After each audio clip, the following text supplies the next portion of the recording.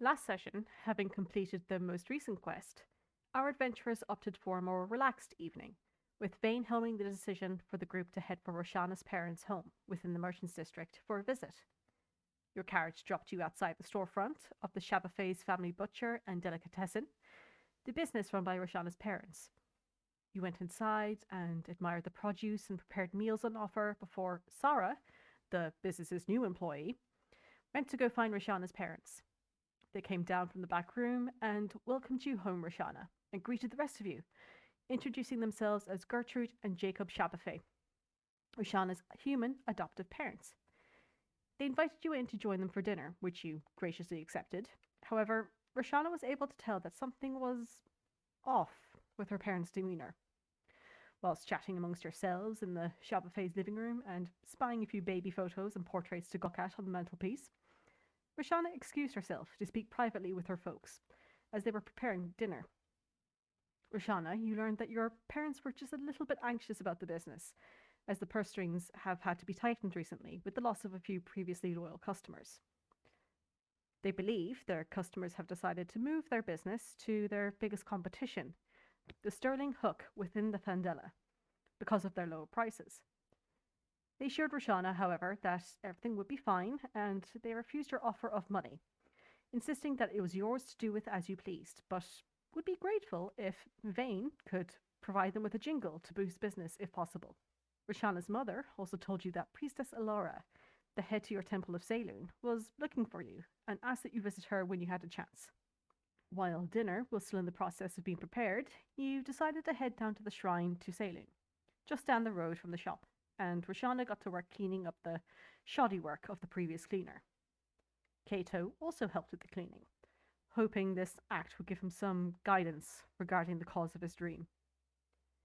After much talk of celestial beings and celestial bodies, you returned to the Shabafay homestead and enjoyed a spectacular home-cooked meal with some delicious wine to accompany it. Kato and Vayne took much interest in Roshana's upbringing, teetering on embarrassment, but was saved by Rook and Jacob's talk of the new cold room to be built for the business. Rook's suggestion especially caught their interest as a method to keep meat cold in the interim. Roshana's folks also inquired about Vayne's musical abilities and the possibility of writing a jingle for the business, which he did expertly. Having cleaned your plates and polished off your dessert, you said your goodbyes and hailed your carriage once more, but not before individually sneaking a few tens of gold pieces each throughout the Shabafay's home. Gertrude and Jacob sent you off with well wishes and leftovers, and you made your way towards the Templar district to visit the Temple of Saloon. Now, after dusk and the evening services finished, you arrived at the Temple of Saloon to find Priestess Alara by the pond within the wooded clearing at the back of the Moongrove Temple. You found Priestess Alara to be a rather eccentric human woman in her late 70s, but she proved to be most insightful and helpful to you all, though for various different reasons.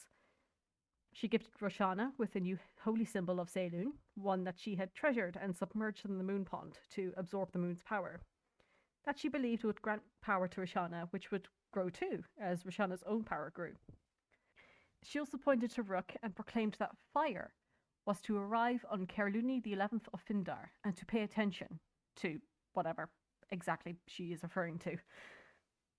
Priestess Alara was also able to provide Kato with some form of an answer, after dunking his head in the pond, regarding his dream, which turned out not to be a dream at all, because for whatever reason, Kato Astri cannot dream in the same fashion that other beings do. Instead, Priestess Alara deduced that this phenomenon could be either a form of self-reflection or memory that Kato has envisioned, or it could be visions outwards into your surroundings. Given that the moons are in their newer phases, Priestess Alara's power is weakened, and so she suggested you return maybe to see if more could be determined during the full moon.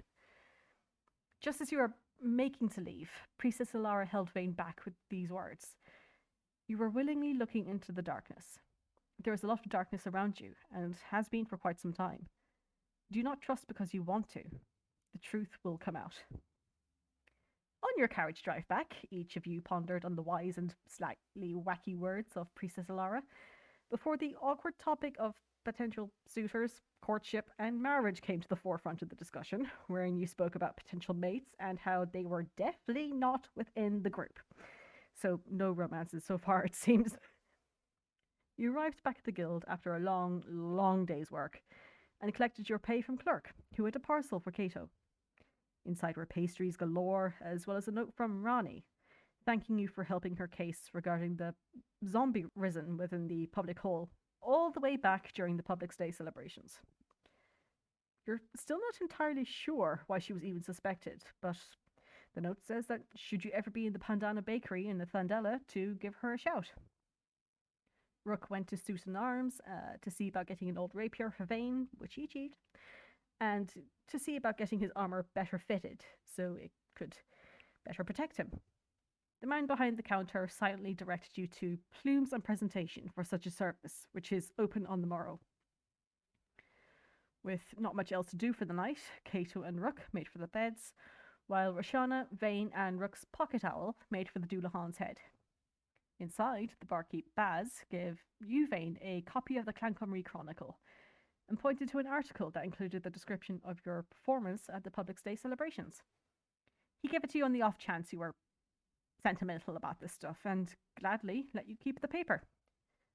As Vayne went to do his performance in the tavern, you noticed the head article on the front page of the newspaper, detailing the arrest of your old caravan master, Priestley Montegor, as well as the potential edict and fine of 2,000 gold pieces he faces, which is certainly different from what you've been told previously. In addition, you've also learned that apparently Mr. Montegor has a brother called Montague that had a business called Montegor's Magic Emporium here in Clancamrye before it was devastated by fire.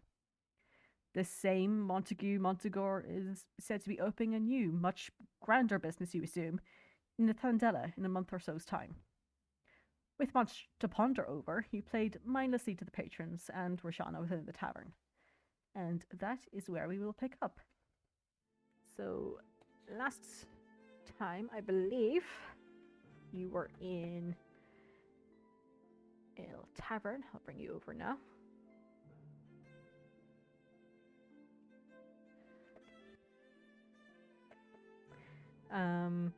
You're just performing Vayne, so I'd like you to make me a performance check, please.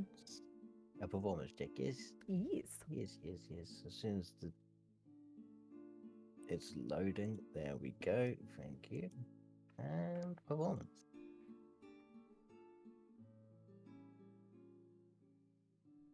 $14. Yeah, what? It's an absent-minded one. Yeah, you are quite absent-minded at the moment, and you're playing something which is very easy to play and very easy to listen to on the ear. Your mind is definitely elsewhere. It's not your best work, but it's it does give a nice little ambience to the few patrons that are here. Good. Is there anything else that either you or Roshana would like to do before you head to bed? No, not really. Not here. But when we get back, I would like to do a couple of things. Okay. Before I go to sleep. Yeah, easily done. The night soon comes to an end. You do see people begin to shuffle their way out, laughing and jovially patting each other on the shoulders or dragging the more drunk individuals one way or another, trying to keep them on their feet. You see Baz and Bal, the tabaxi man, as you now know him to be, behind the bar, are cleaning up and getting ready to close for the night. Vayne, you take a quick look at your tally, and you have 1 gold and 6 silver and 3 copper. 1 gold, 6 silver. Oh, that's a lot of zeros. Holy shit. I pressed the wrong button.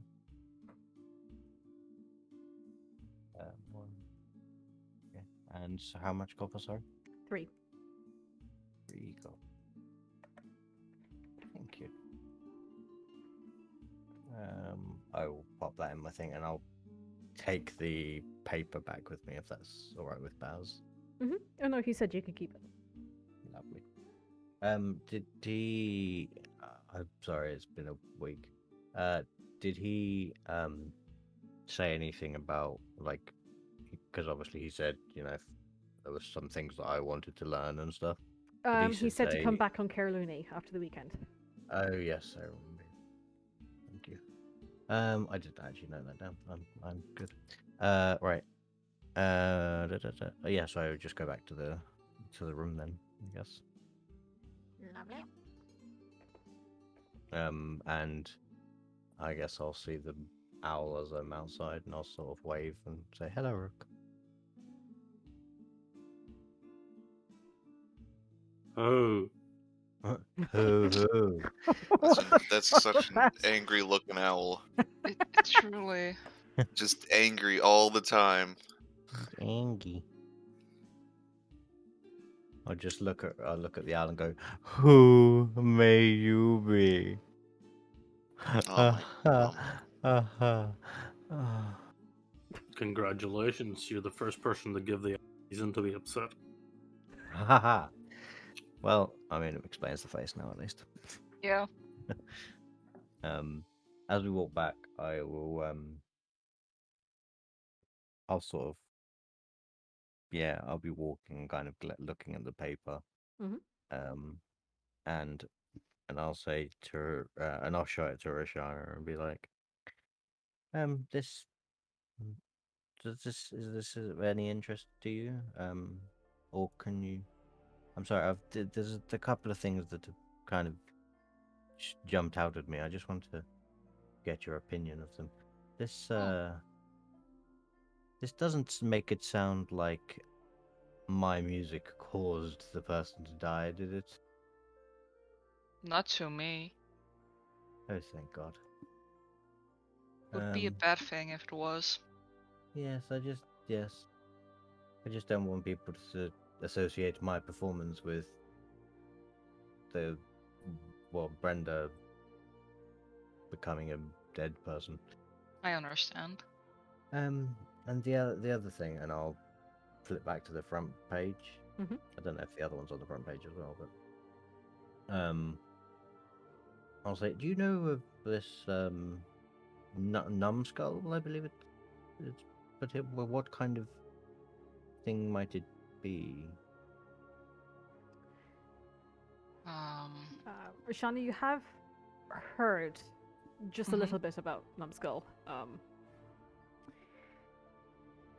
Given that there's always interest by the guards in cracking down on the selling and use of drugs within the city, Numbskull just happens to be what is a la mode at the moment in fashion. All right. You're not We're talking like a cocaine. We're talking a weed. We're talking a bath salt. What are we talking? It's it happens to be what is most available at on the market at the moment. You haven't seen it personally yourself, but I mean, there's always news about it.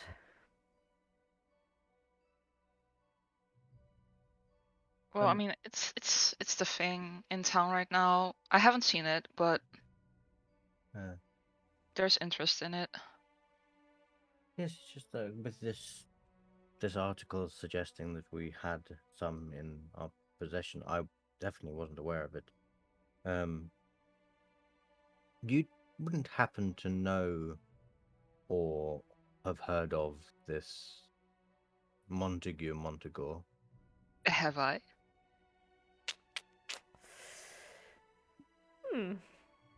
Give me a history check, please. A history check? Yes, please. Okay. No, I have not.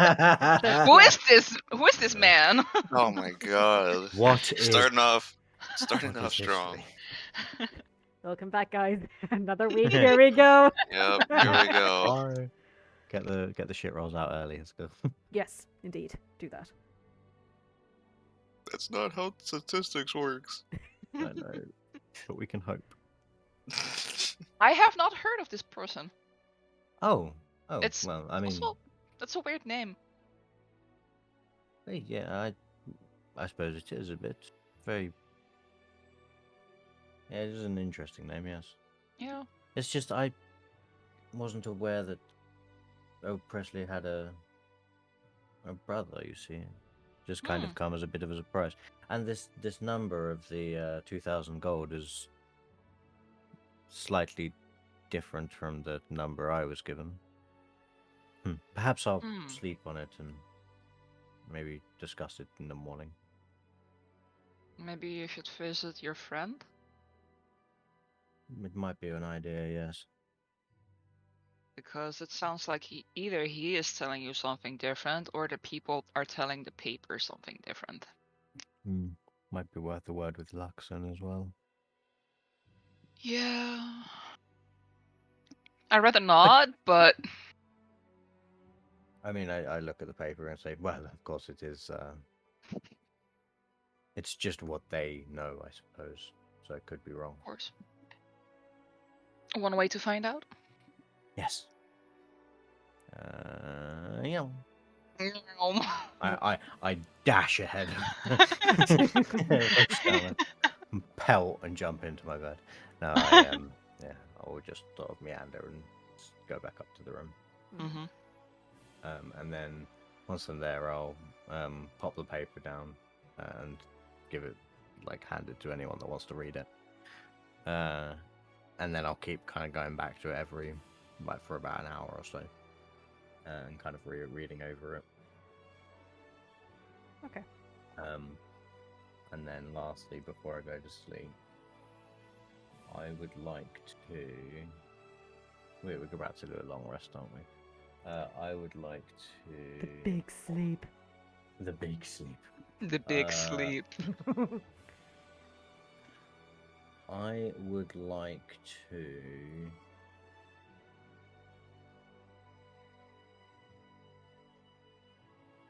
Yeah, I'm gonna cast Identify Okay. on the loot that I got from Luxon. Alrighty. And I'll just for shiggles, I'll do it as a ritual because I can't be bothered to click the spell slot. Okay.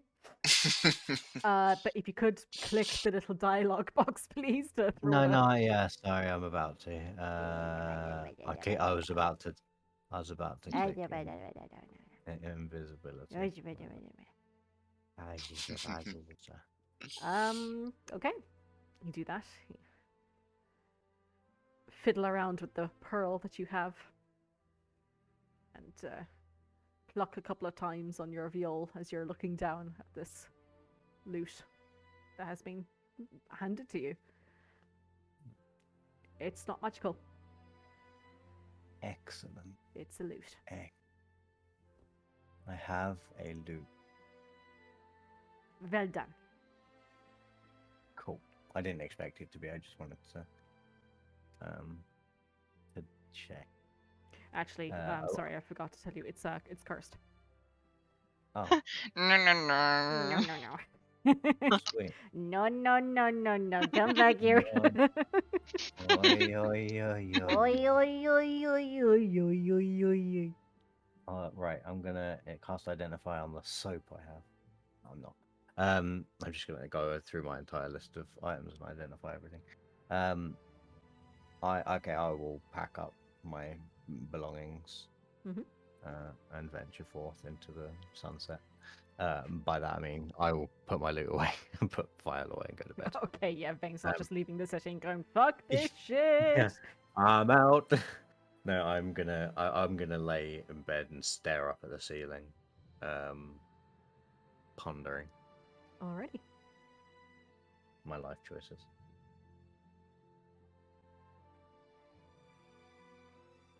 Alrighty. If there's nothing else, say you'll come to the next morning, fully rested after a very long day. It is now Dagrim, the second of Finda. And it is also the day of the circus, which you know to be in Grovella Square. Puggies! Vayne wakes up with a cowboy hat on his head. Yeehaw! Make sure his feathers all plumy and fluffy. Mhm. Majestic. It is indeed. Excellent. So, what would you guys like to do? I would like to put my clothes on.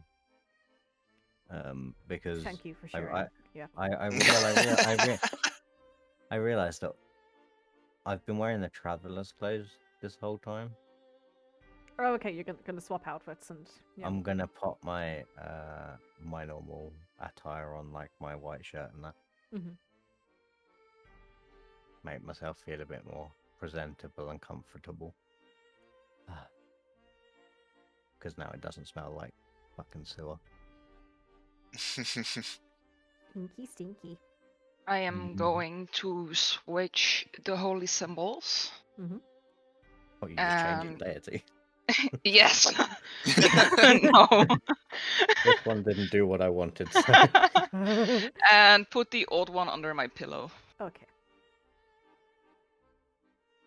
So just randomly, it reminds me of that scene from The Mummy where he's got all the different necklaces and he's like speaking in Jewish and then in like Hindi and then it's... Speaking in Jewish. Yes. I cannot. Well, I cannot. Well, it's Hebrew. You know, Jewish. I mean, it's kind of yeah. No, hun. Which is Okay. amusing because I am part Jewish, so I should probably know that it's Hebrew. Which part? 16th, Yeah. whatever part that is.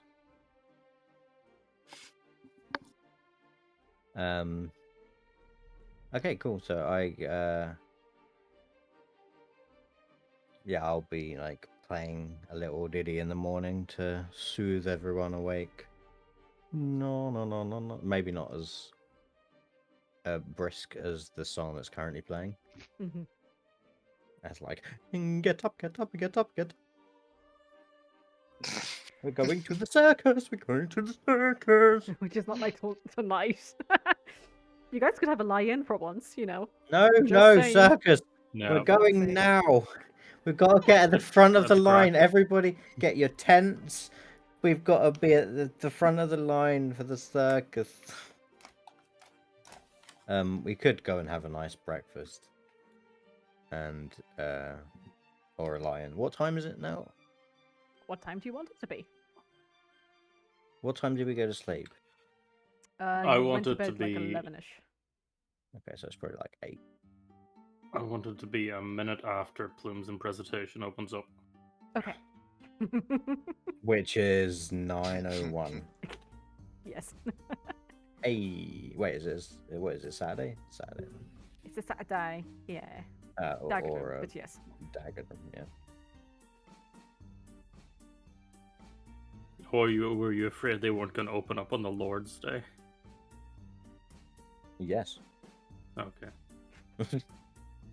Yeah, Rook will like pack up his armor and try to be in their door as soon as they're open. Yeah. Do they close at 4 p.m. like everyone else on a Sunday? Because that's really annoying. You have to ask. Like. Tell me now. No.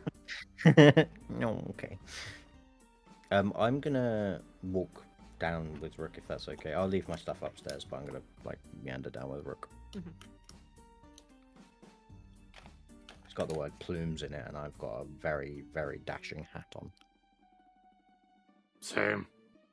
Yeah, we look fucking smashing. Oh my gosh. Smashing. All right. Yeah, that's Yes, of course. Nigel Thornberry is strong with us today. I wish it wouldn't be. Agreed. That's a weird image. Okay. So Rook and Vayne, you're heading down to Plumes' presentation. Kato and Roshana, what are you up to? Hmm. Is Rook smaller than us Thinking. because he's smaller than us? That's not why he's smaller than you, but he is smaller. I was just like your. I think I see. Oh, I know why it is. It's because your token's like. It's because my Yes, horns yeah, extrude yeah, out of the yeah, token. yeah. Yeah, I just realized I was like, Because if he, he's so if the small, cir- like he's smaller than the owl. But then I if realized the that circle the horns. part was the same size as you, I would poke all the monsters in the eyes when we're on the battle maps. Which is You'd be not a the big worst thing in the lady. world. We want you to poke the monsters in the eyes, surely. It's when you start Okay. poking the friendly NPCs, it becomes a problem. Mm, Yeah, we go and meet the king, and you bow down. As you come up, you like skewer him through the bottom of the jaw. Oh, boy. Oh there's no! not a hope in hell I'm allowed that close to any king. Yeah. Yet. Oh boy. Oh dear. Right, carry on, Roshana sorry. and Kato, what are you up to? Yeah. After some morning meditation, I'll probably just follow Rook and Vayne. Mm-hmm. Roshana, you too? I am just going to walk around the area, Alrighty. take in the morning. It's quite a typical, slightly drizzly day in Clancamrye. The sky isn't too dark though, it's quite light, though very clouded. As usual. Yes, you take in the crisp morning air, a little bit of humidity. In the air, you do get a slight whiff of coffee from beans down the way. The rest of you look at the building that is marked Plumes and Presentation. It's a long building, you see. Slightly elevated. There are stone foundations, and the rest seems to be wooden clad at the very least, with these tiles on top. There are numerous windows along the length of the building. You can see that the lights have turned on. As you're looking for a door, though, you realize it's actually on the far end. So you gather yourselves Son of a around, bitch. circle up, and you see that there are a couple of steps and a ramp leading in to the business itself. Simple door at the front. Again, has that same kind of iron wrought design Mm-hmm. on the front door that that you'd seen on the Doulahan's head as well. You walk up, I'm presuming. They're doing the Yes. conga line inside. Yeah. You're stood in the doorway. Okay.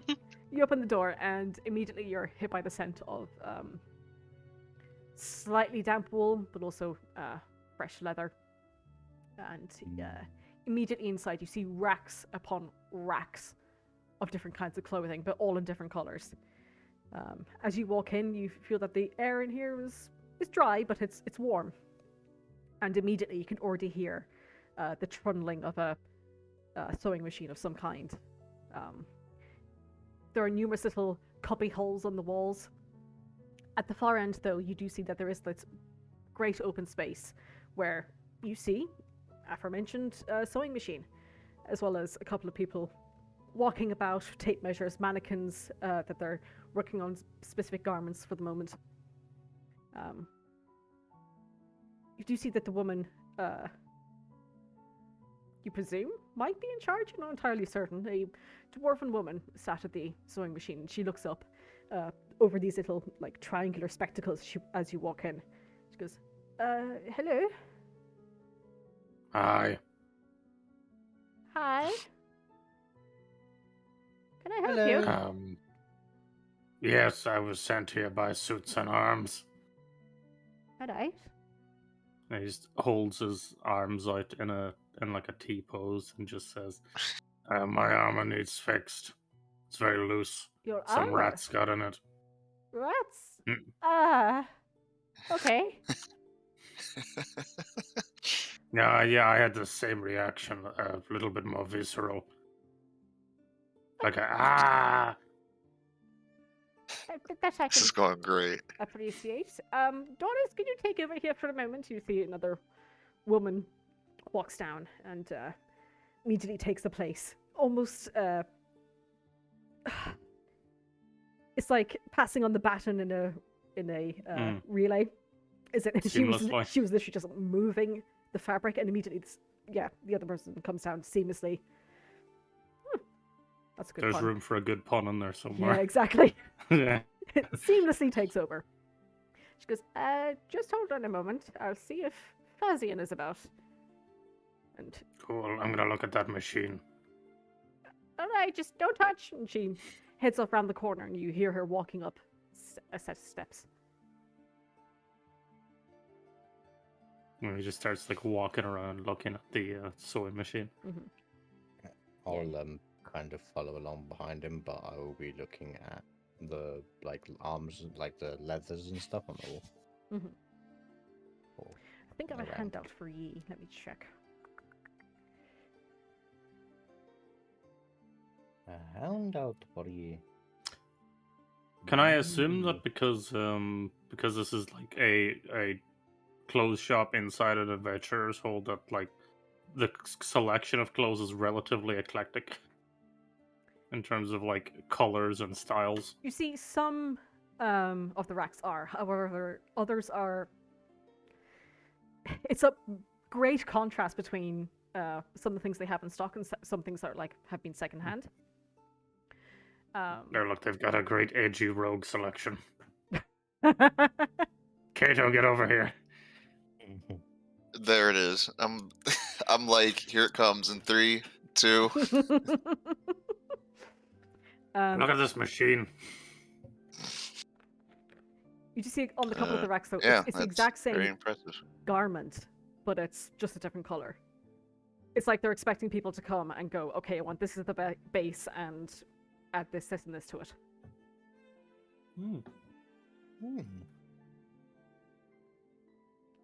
As you're all admiring the sewing machine, and the pedal underneath that the woman seems to be working on, and you see that she's anxiously looking up every now and then, as you were poring over the mechanics behind the sewing machine.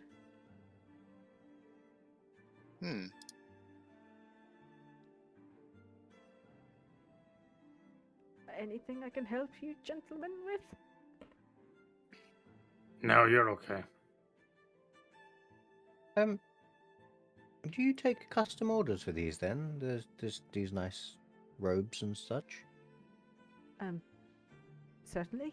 Just know that it will be a little bit more pricier than what's labelled on the racks over there. Oh, that's fine. I was just interested. I'll bear that in mind. So at this point you hear this clicking sound. They're steps, but there's a slight click to them.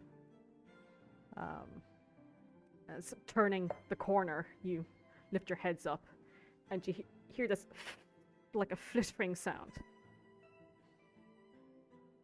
As what looks to be a giant peacock has just rounded the corner and has opened up its tail, looking towards you.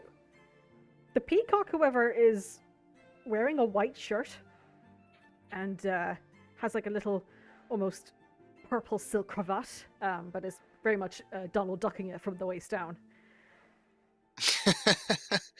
Majestic.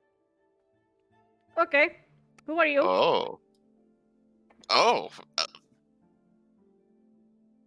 Damn, look at this regal looking motherfucker right here. Yeah. I'm Rook. Ah, Vayne. Kato. right. And you see this peacock, the beady black eye, is scoping you guys the fuck out. Head to toe, you are being analyzed. I'm okay with this. That's an interesting thing to say. Okay. Yeah, that was a weird way of saying that. Gosh. So, who Um, wants... this, and he waves a long feathered arm in the direction of the dwarven lady who is now holding onto Rook's gator armor. That's mine. Okay. Eyes you up and down again. Come with me. And Okay. he immediately directs you around towards where the couple of mannequins have been placed. Okay. Stand. T-pose. Aye. And thematically begins just putting a quantity, putting numbers to the analysis that he's made. He is just going back and forth with the measuring tape, taking every possible measurement. That's a way to put it. So, gator armor. Hmm. Can't say it is to my liking, but it's different. I'll give it that. It's got audacity. Yeah, well, you know, it's tough to find higher grade armor that doesn't have metal in it. Mm. Oh, well, it can have metal in it, it's just not, you know, large sheets of plating. Mm. Of the old ways, then, yes? Yes. Alright. I have to say, I've met a couple of your folk in my time. Well, I don't know too many that would frequent establishments like this. We generally do our own stuff. However, I'm trying out new areas of interest. Good. New is good. Okay, immediately pulls away from you and whips the gator armor from the dwarven lady and immediately kind of like shoves the woman who's at the sewing machine out of the way. She goes, "Give me space, please." And doesn't take long before the gator armor is up to scratch. You, come here. Okay.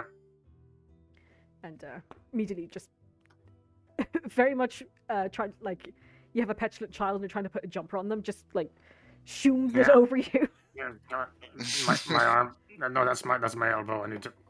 Okay. Yeah, and as you, arms pop out, head pops out at the right hole, right holes, and you go, yeah, fits well. No rats getting into this baby. Mm. Hopefully. Can I ask a question? Sure. The well, it was for DM. No. How? Because peacock, right, Mhm. has wings and talons. Yes. How, for my own visual gaming, how did the peacock do its thing? Was it with the talons, or did it somehow shimmy with wings? Because It has the wing hands. It does It have has the the wing. wingy hands. Yeah. That's Should also awesome. mention, this peacock's only about 7 foot tall. Shit Oh, me! Fucking hell! I was thinking, oh my lord, that's a big, damn, that's a huge bitch. that is a huge bitch. Okay. I don't have a drink in my mouth. But Okay. Damn, I was thinking like around Rook size at most. mhm. I was thinking around my size personally, like head height. Vayne, Oh my you would gosh. know from Oh. just your experience in Katmia and the little bit of traveling that you've done, that this person is an Arakokra.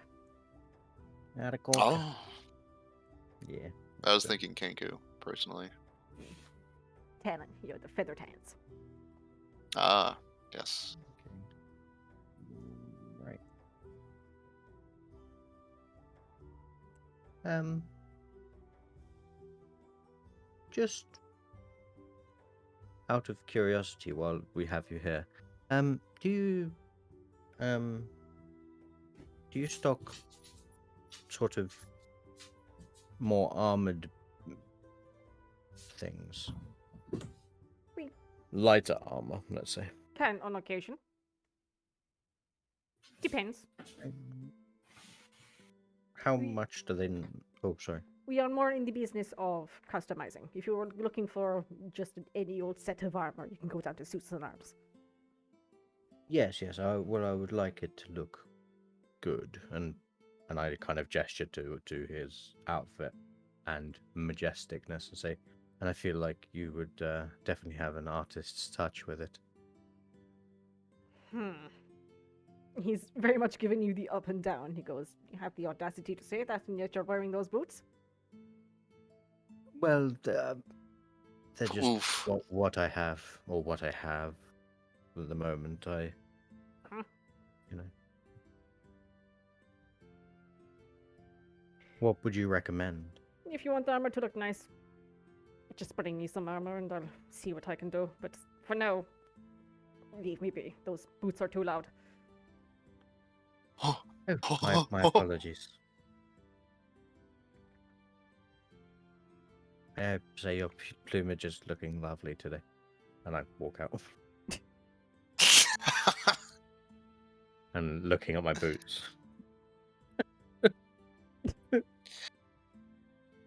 It's like some now this. Oh God. There's a reason I'm staring into the darkness. Okay, it's these fucking people. I could tell. Boots. Everyone I meet is just except Plants to Fight. Everyone I meet is just a shithead. You haven't visited I've been Monster I've been for a nice. while. Well, no, everyone I meet apart from you guys. You know.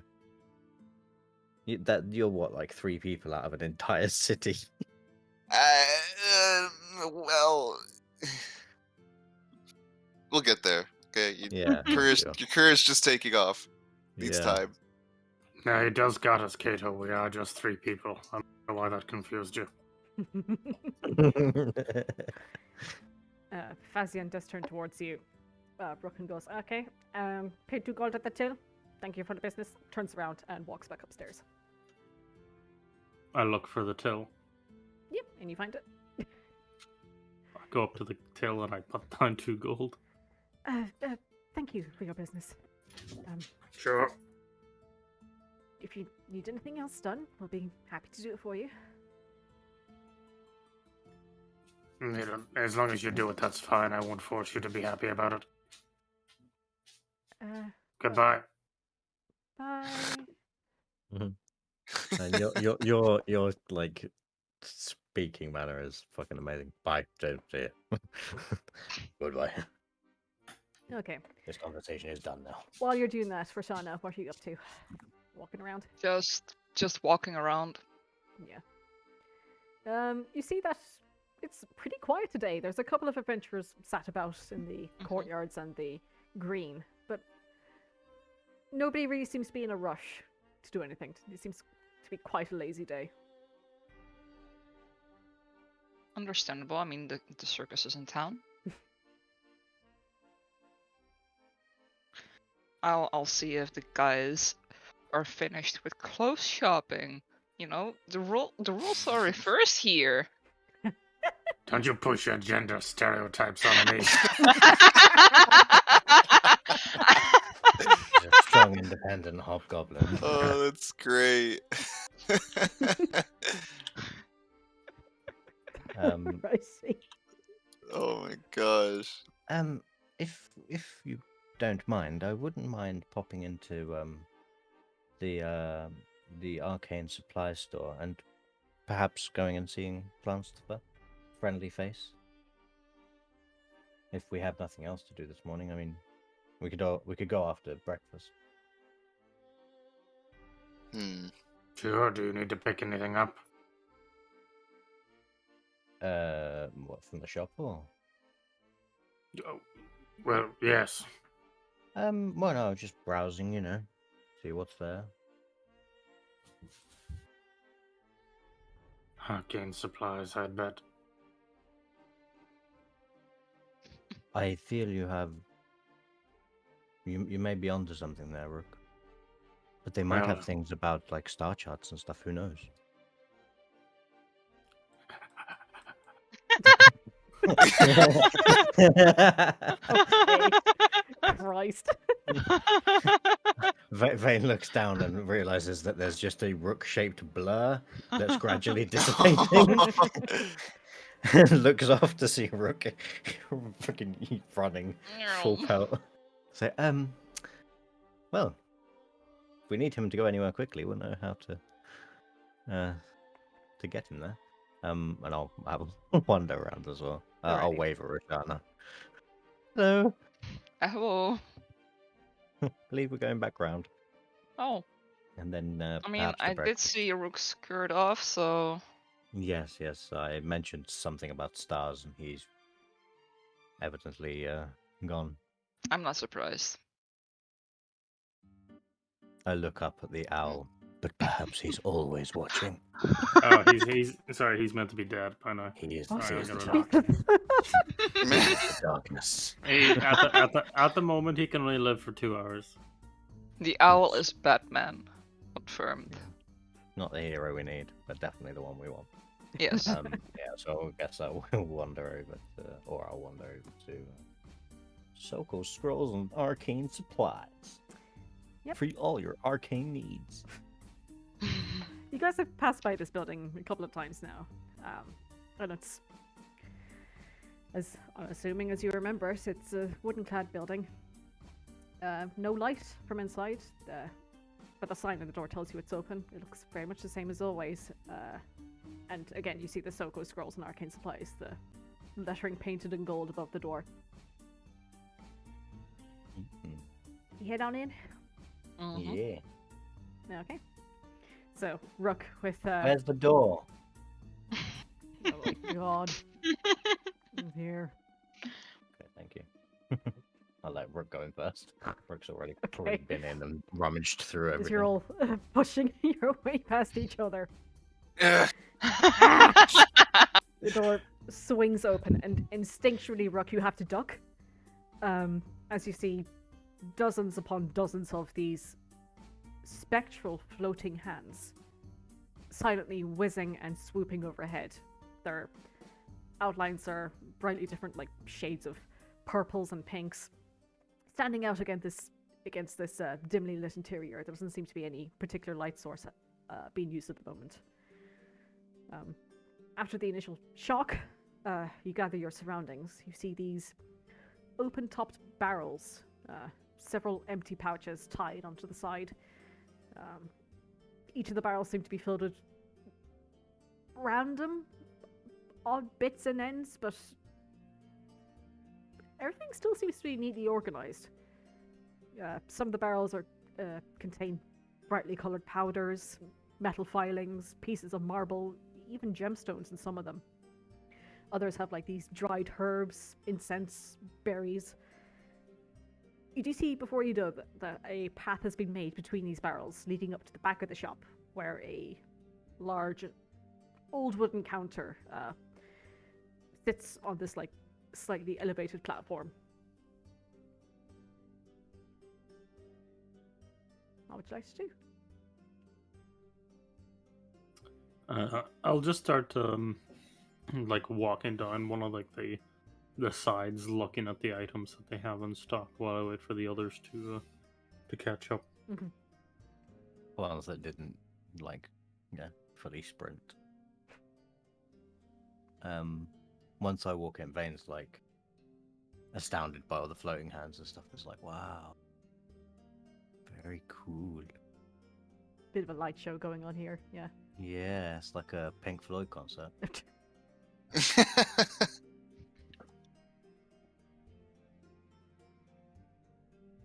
Vayne pulls out his lute and starts playing, delicate sound of thunder.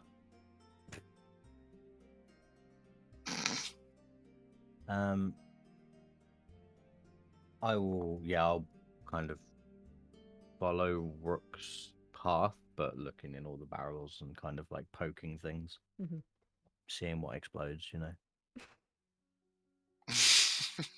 No, nothing for the time being, though you do see a couple of Right. barrels towards the, closer to the walls that you can't really reach from here. Let's say They do not are, touch. no, they are, like, closed. They're not Oh, open-topped. okay. Okay. Perhaps stop. Are there any like books and like scrolls, I guess, in the scroll shop? Immediately as you're looking around the barrels, no. But as you approach the back of the shop, along with Rook, you do see behind the counter there are numerous cubby holes, different scrolls and books lining them. You do see a little bell on top of the counter as well. I love little bells. Ring the little bell, a carriage will appear. It's one of those ones that you just press down. Oh. Smash the little bell, Smash the a little carriage bell. a carriage will appear. So you hear that ding! The bell rings out. And you hear a little bit of shifting. Where the back of the shop is, there's a little door round off to the side, and you hear shifting coming from that direction. You just hear. One moment. No rush. See walking towards you now, a fine yet simply dressed gentleman, elderly with the tan skin and white hair that has been combed back, set of half-moon spectacles perched on top of a pointed nose, which he's immediately peering down at you with. Through the glass you see these like almost feline eyes, honey-colored, and they're just watching you curiously. As he gets closer to you, you spot that his ears and canine teeth are a little bit pointed. A bit unusual, but you know for certain it's not entirely human either. You're a vampire. Grimaces at you slightly. In my head. Grimaces at you slightly as he walks up to you. Can I help you? Hello. I was just wondering what sort of books you stocked here. Yeah, I'm interested in maybe pursuing some arcane research into what fun. magics. Right. Well, I haven't much in the way of books at the moment. Unless they're spell books. Oh, what kind of spell books do you have? Well, books with spells in them that quite often young wizards write in them, and I their see. spells don't come to fruition. I tend to look over them and figure them out for myself. But I have plenty of scrolls here, if you wish to have a look. Yeah, I have a few magic items as well, if you're so inclined. Oh, yes, please. I'll have a look. Also, my friend here is very interested in the sky, stars, that sort of thing. You wouldn't happen to have anything about stars and stuff? He gives you all the once over. Astrology. Astrology. A little bit out of my range. Oh, okay. Would you know where might be the best place to have a look? Or would it be outside of the guild in the merchant's quarter? I imagine Or the arcane? outside of the guild. Unfortunately, we had a magic shop here in the Adventurers Guild, not Adventurers District, sorry, not so long ago, but that has since gone under, so I'm afraid not really in this city.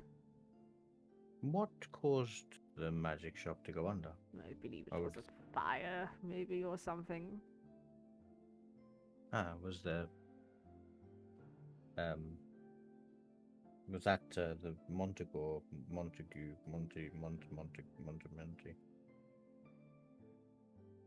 What? Don't worry.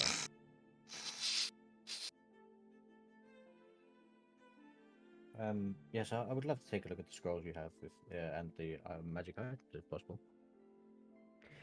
Well, if you have some sort of a list, or I can just look at them. It depends what you're looking for. I don't just give my list to everybody who comes walking in here. Inventory changes all the time. But, well, I wasn't looking for anything specific. I was just seeing if anything tickled my fancy. But if you, Right. I don't want to share, that's fine. What you're all in need of.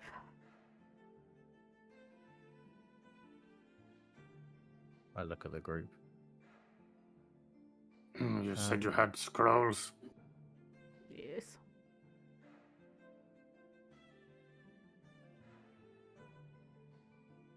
Scrolls to do what exactly? Well, that would be my question. Are you I'm in need of protection? Are you in need of healing? Are you in need?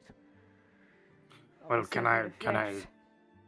ask what like the general price range is on your scrolls? Well, something rudimentary. Could be anywhere up to 50 gold pieces. Something a little bit more powerful than that. You'd be looking up to 500, and above that again, anywhere up to 1,000. It all really depends on what effect you are looking for. And how powerful the spell is. It takes time and effort to make scrolls, of course. So, if I wanted a scroll of, let's say, cure wounds, At its rudimentary level, about 40 gold pieces. it's quite good. Do you have any in Bad, stock? actually. I do, yes. Well, I'll take one. All right. He walks over to the copy hole / filing cabinet that he's got going on and peers over all of them. None of them are labeled, you notice, and then he just yanks one from the hole and goes, "There'll be 40 gold pieces, please." Here you go. Thank you very much.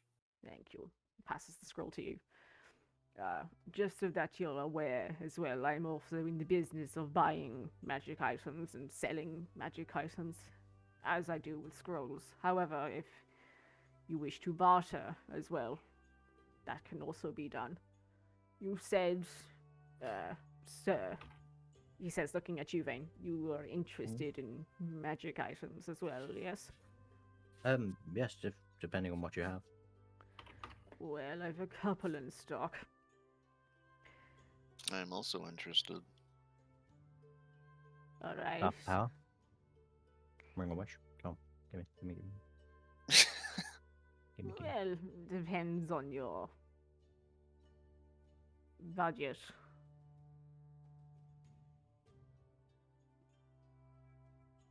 Well, I'm anywhere up to a couple of hundred gold. Gil is Final Fantasy currency. My bad. Right. Yeah. Or a couple of thousand, Right. He goes beneath the counter. And it's odd because you don't hear any rummaging. But immediately he stands up again. You see that he's got like a cane in his hand. And he goes, "This is a very rudimentary magic item. It's a veteran's cane. You simply activate it and it turns into a longsword and then it becomes bloody useless."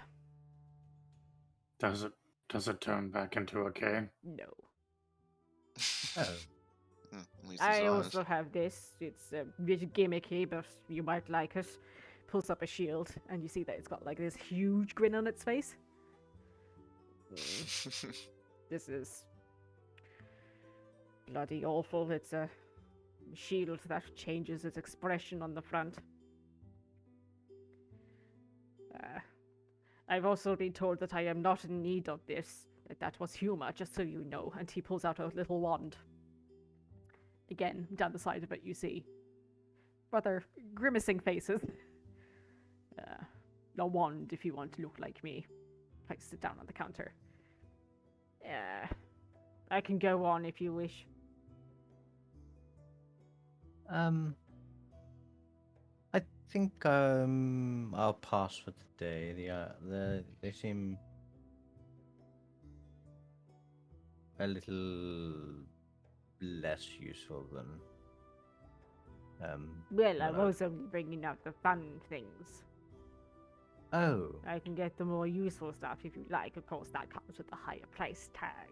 But it I would like happens. to see these more fun things. But that's all I have in the fun thing department. However, he says, looking over at Rook, with your bright pink hat on your head, I have something you might like if that is a color you're so inclined towards. oh dear. Show me what you got. He leans down and stands back up behind the counter again. You see a fanny pack, bright pink.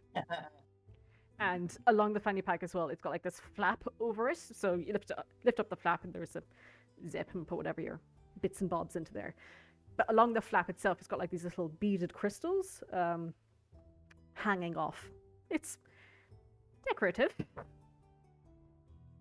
This is a fanny pack. But it can hold quite a few more items than it would look to. And this fanny pack of yours, how much would it cost? It could hold 200 pounds, so 200 gold pieces. Deal. You see, for an instance, this gentleman has had a very scowly, grimacy face at all of you, and his eyebrows just shoot up for a second.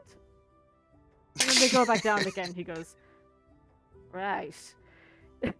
He begins pulling over parchment from one side of the counter and begins wrapping it up for you. You said, just out of curiosity, you said something about bartering. Is the price negotiable? If you have something of value. I think he means that bartering in the sense that we can trade for equipment rather than tell him that his stuff is worthless. Tell me, the fanny pack, if it can hold 200 pounds, but does it still like weigh 200 pounds? No. Amazing. This is gonna solve so many of my problems. You can take your Oh rope my back. God, that's Holy great. shit. Okay, so to go with your bright pink cowboy hat, you now have a bright pink fanny pack of holding. Congratulations. Man has no shame. I wear it like across the shoulder down to the waist, like the cool Oh, okay, way. yeah. Oh my gosh. The, Right. the Crystals just fuckboy way. just gleaming off to the side. It looks quite nice. Kind of. And then the gator armor. This is a fucking image. Oh my god. Function. We need this drawn. This needs to be drawn and it needs to be edited into the music video Taki by Weird Al Yankovic. Rook's, every day that passes, Rook looks more like he's come back from a hen night. Wait, from a what? From a hen night, like a bachelorette party. Oh my god. You've killed Ryan. Oh god. Oh my god, you've killed her. Oh, Oh no. Christ. That's so I've killed God. Fanny pack of holding too strong. yes. Oh my Wondrous item. This is great. Okay, Kill one god. What is the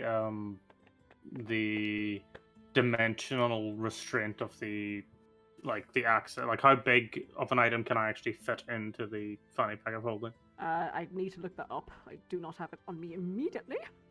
Okay, because How I dare you? I don't assume. fine. I assume my 2-person tent can't fit in there. If it's the same as It should. Oh, fuck yes. if it's the same as a normal bag of holding, like It's size only wise. slightly smaller from what I remember of a bag of holding. It just can't hold as much. So the bag itself weighs 15 pounds, Yeah, I think that weighs and about then 10 for you, Rook. I think it's I'll like Let 2 you know feet again by once I can 4 find the feet, bloody think. notes. Cool, Link. It's cool. 2 feet by 4 feet, but I'm not sure. Also, my No entire hurry. browser has broken, so I'm just gonna try and restart it, but I can't. Cool. Yeah, I also have these eyes, if you so wish. And what are the eyes do? They're called eyes, but really they're a pair of glasses. And they let you see. I don't need glasses. I don't have a prescription. Alright. They let you see in the dark. No, but I can inquire. Oh, okay. Not for me. These give you a bit more focus. Hmm.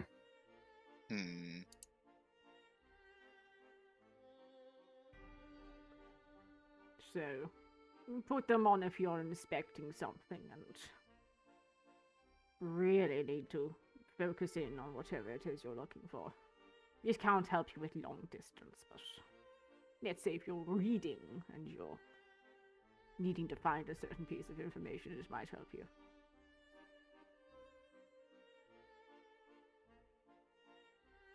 And he shows you just these pair of spectacles with these almost tinted blue lenses.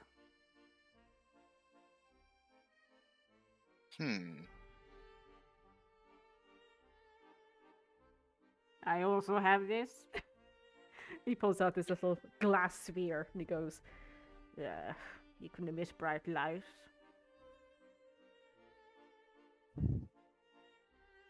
Any takers? I take it you have to hold it. Yes.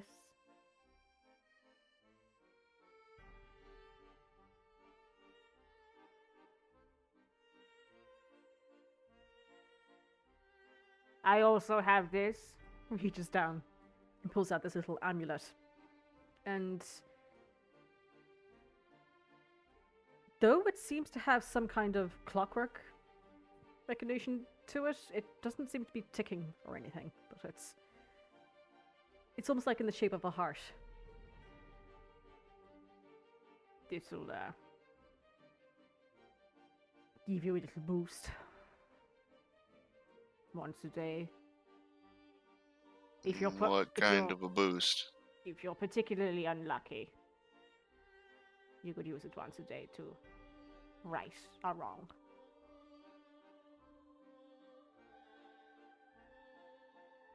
How much? 100 gold pieces for that.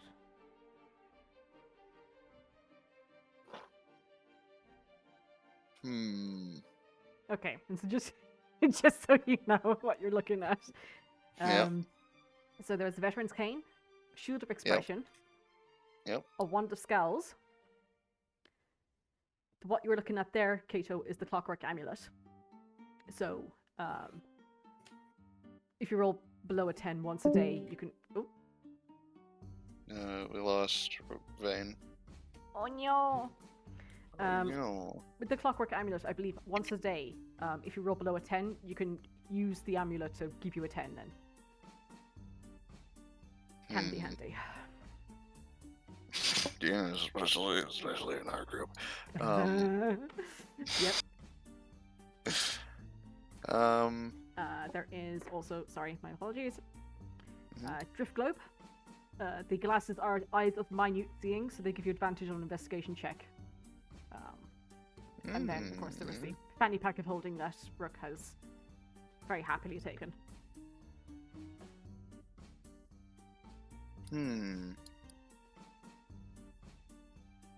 How much for the glasses? They're also 100 gold pieces. Oh, my apologies, 150.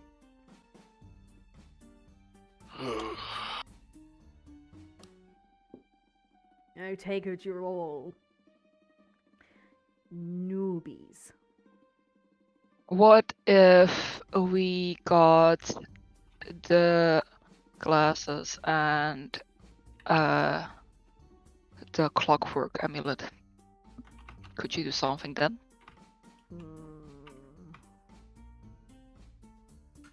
I could. I'd be more inclined if you had something else to offer, though. I mean, I would pay 200 gold up front. Right now.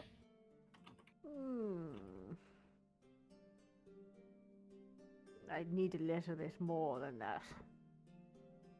220? Yeah.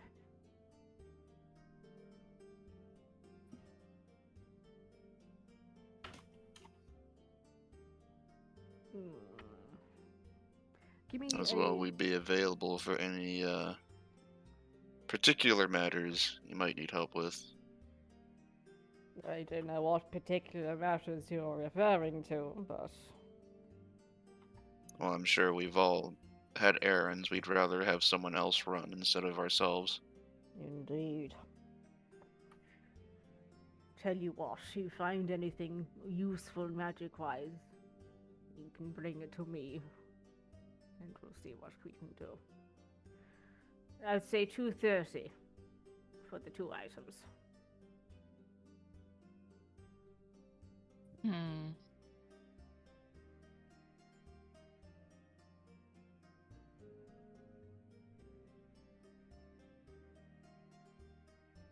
No. All right.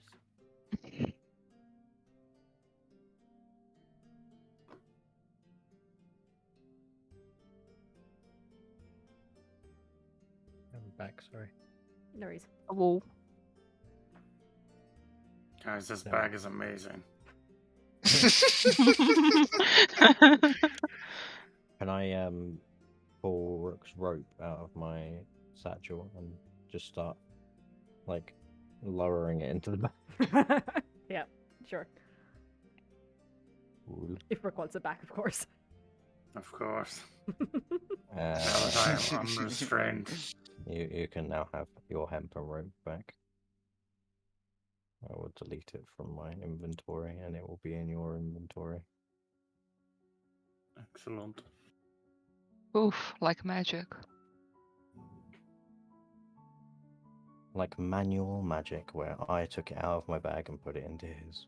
Yes. Did I miss anything? I'm assuming nothing major.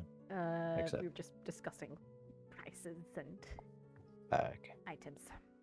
Mm-hmm. Sorry, Mm, I vacated my brain for a second there.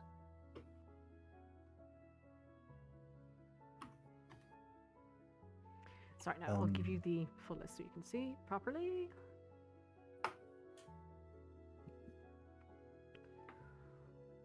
Copy, paste. There we go. Excuse me.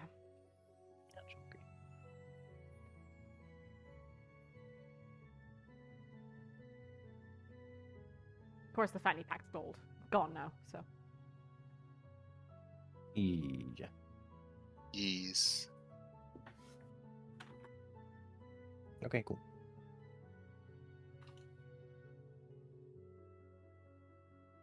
And Veteran's Cane really is like a niche use, isn't it? If you want a sneaker weapon, one place. It's What? literally it's like Gandalf doing his. Oh, this you wouldn't deprive an old man of his walking stick, Yeah. would you? Yeah. But Yeah, if he then turned the walking stick into a fucking sword. Yeah. It's just like it. Yeah. I think I'm good. Mm-hmm.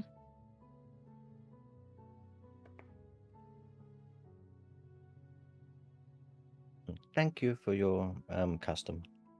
Wait, that's what a shopkeeper says. Yes. Bye. Good day.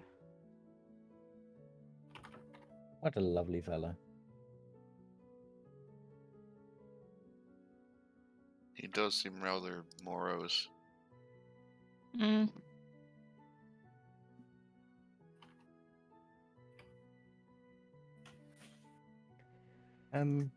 Would anyone like to come and say hi to Planstifer before breakfast? Yeah, sure. Excellent. I'm gonna go say hi to Planstifer. Okay.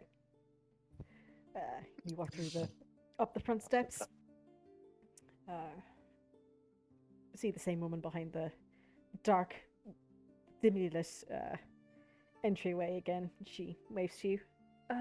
Here to see Pastries? Oh, yes, if possible. Of course. Do you know where he is?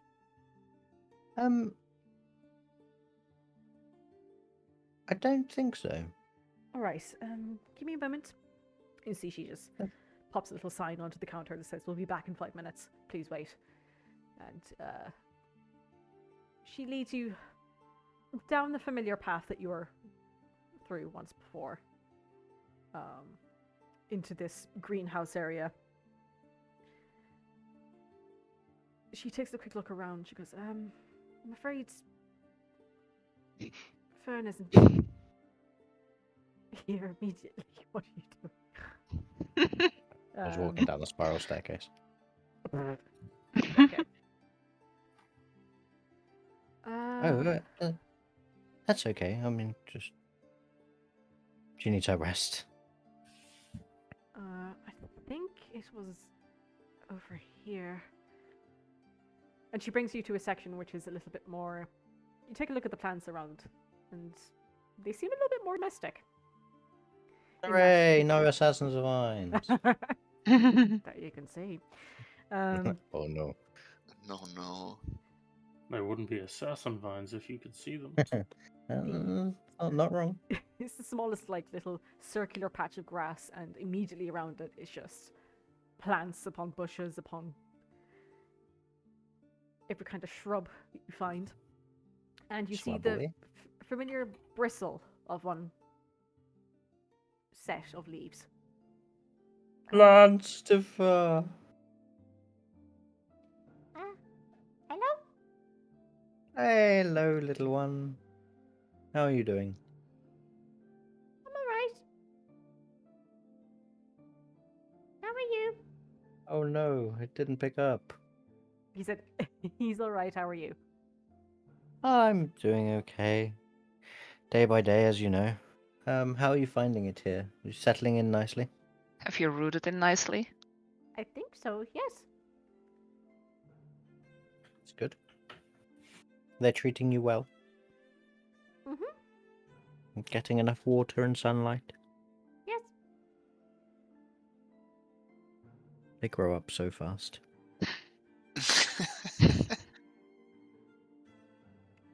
Well, we were just popping in to say hello before we go and grab some breakfast, and I was wondering if there was anything not specifically breakfast, but if there was anything you needed. You know, No, I'm quite content you can here. always. A tent. He said, "Quite content here."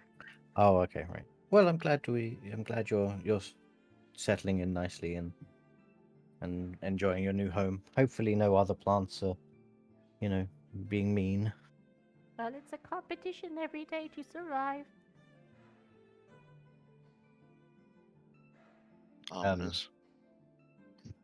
I look at. Is the woman still here? She's taken a couple of steps back to give you guys space, but she Okay. looks over to you. I look at her and I'm all like, right. well, it's just, I know obviously plants, it tends to be a nutrition battle for soil and such. But do ensure he survives, please. Oh, of course.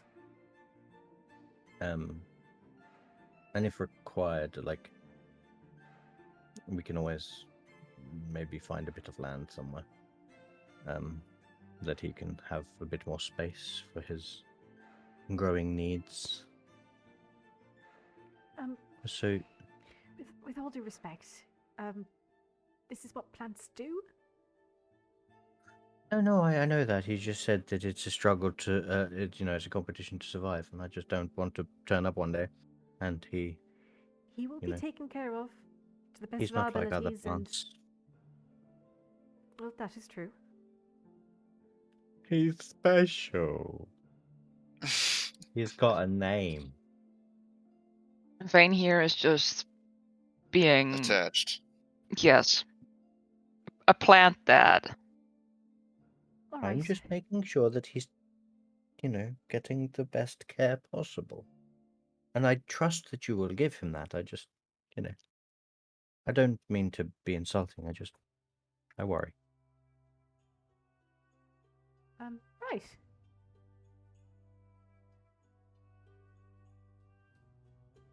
There's a very confused look on this woman's face right now. You wouldn't understand.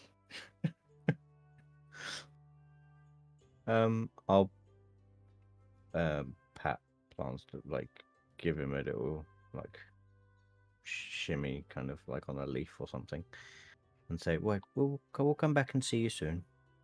You Okay. make sure to show those other plants who's boss, yes?" Okay.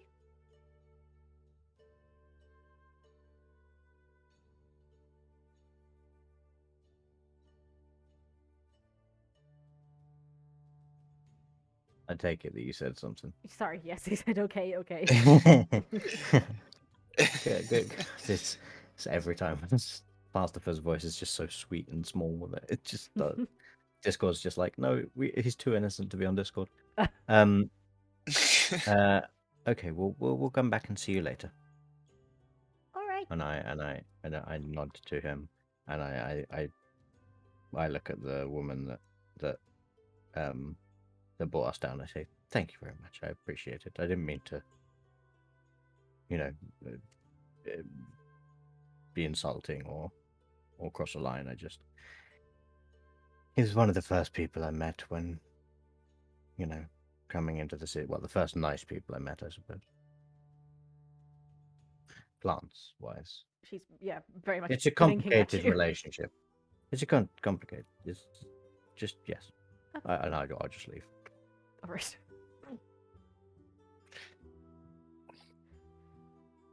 Thank you.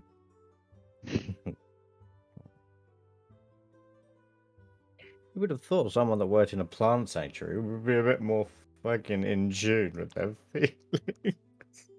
You can just admit that you missed Pastries. Of course I miss him. He's a nice little chap. We used to talk. Well, I used to talk and he used to not be able to leave, but...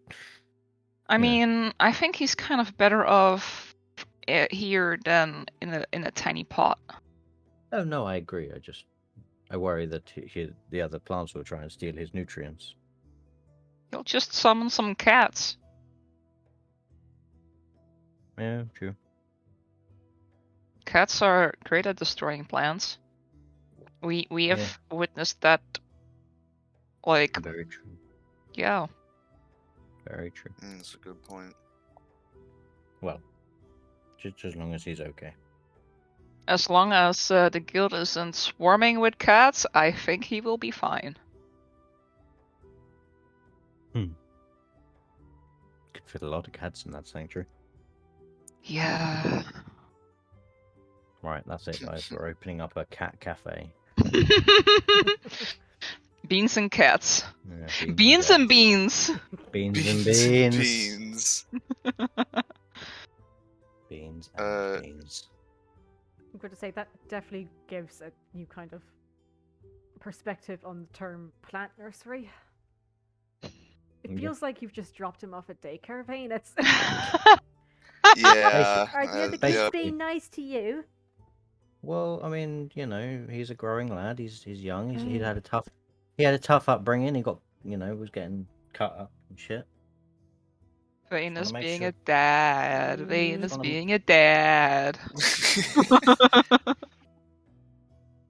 Well, DM question. Mm-hmm. What no, we was can't adopt him. I asked. what was Ronnie's place of business? Pandana Bakery. That's what it was. Is that on the way to the circus?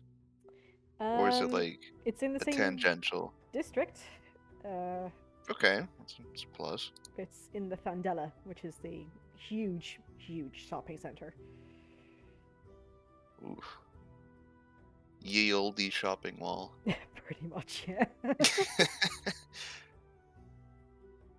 Like a supermall. It's got like 8 different stories. Should at least stop by the Fandella on the way to the circus. Yeah, sure. I don't see why not. Breakfast though, first. Yeah. Yeah, sure. If I may, should we walk up and around, past Plumes again, and see if Clerk's got anything easy that we could pick up for tomorrow? Sure.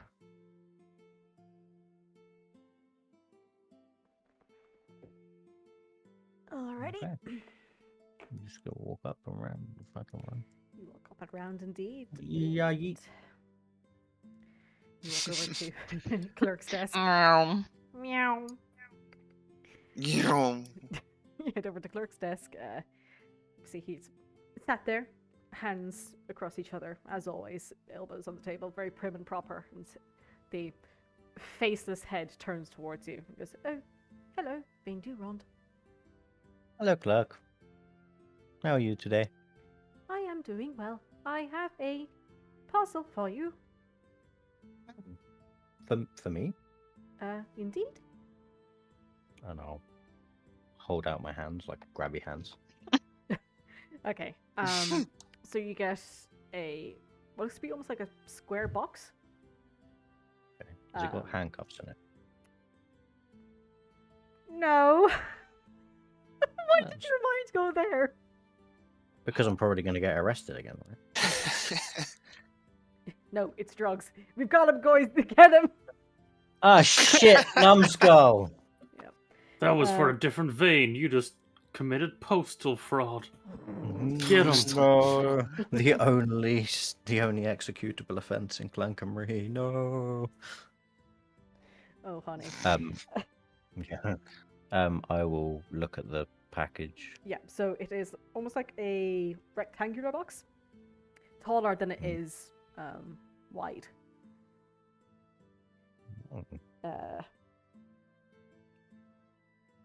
So I should say, like, it's from one direction it looks like a square, but then it's cuboidal. No, not cuboidal. What's the other one? Oh, maths. I hate maths. An Why? oblong rhombus. What's a 3D rectangle called? Three. Oh. Cylinder. No. Oh no. Cuboid? No. Let's call it a square cylinder. Because A apparently cuboid. it's always- Yeah. Yeah. Cuboidal. Because Yeah. apparently- Yeah, rectangular cuboid. There you go, Yes. Okay. Cuboidal. And you see that there is a note attached on top which says Vayne Durand. Do I recognize the handwriting? No. Excellent. Ominous. It's a pipe bomb. I will go. Huh. Thank you, Cluck. Don't suppose you have any quests? As I start opening this box, We have one for the moment. maybe peruse. Yep, I'll share the players. There we go.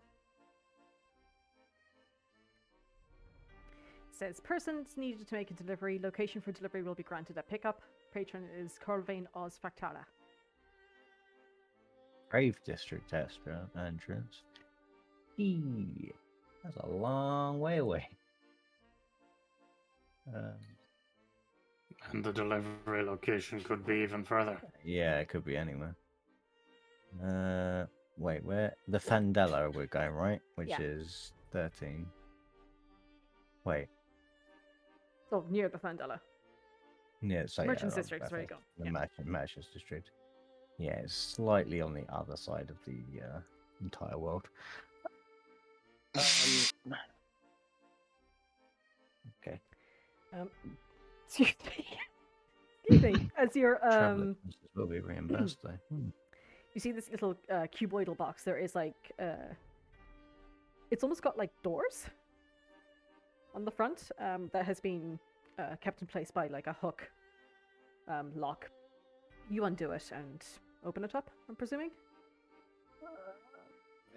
Is it cursed? It sounds cursed.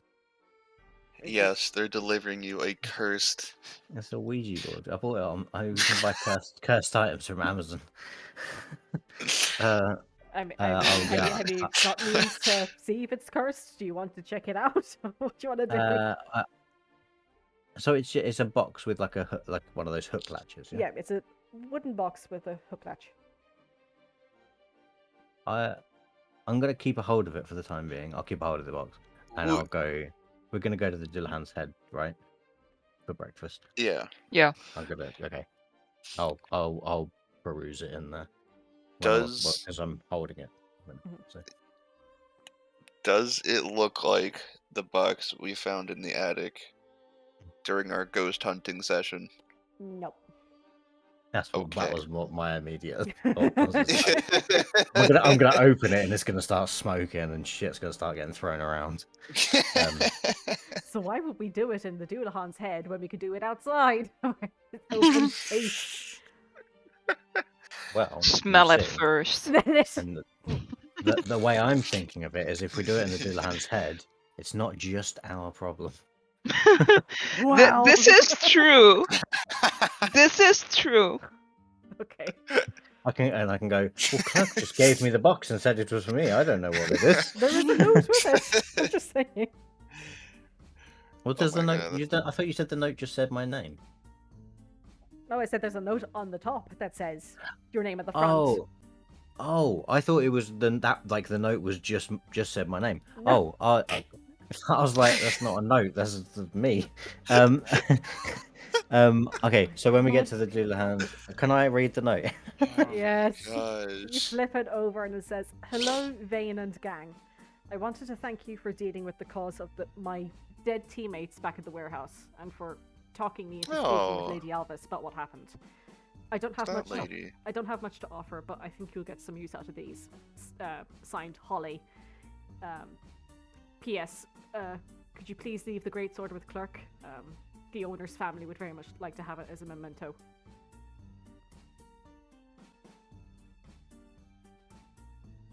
Who has the No, grace? it's ours now. No. You're kidding me? That thing's worth 50 gold. Just write back to it. Maybe if you put a quest in. Wow. Oh no. No, we're not that terrible. We're not that This money way. hungry. It was from Holly, wasn't it? Mhm. Yeah. It's a note from Holly, the surviving adventurer from the other party. Oh. She mentions to give the greatsword over to Clunk, so that they can be returned to her family.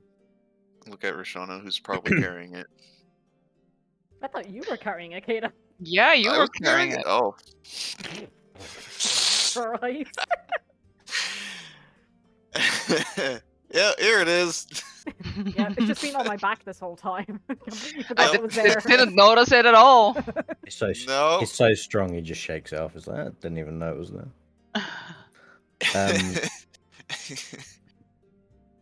Look, until AI artists can dynamically do character art with our inventory, Oh, then that would be great. I will always forget.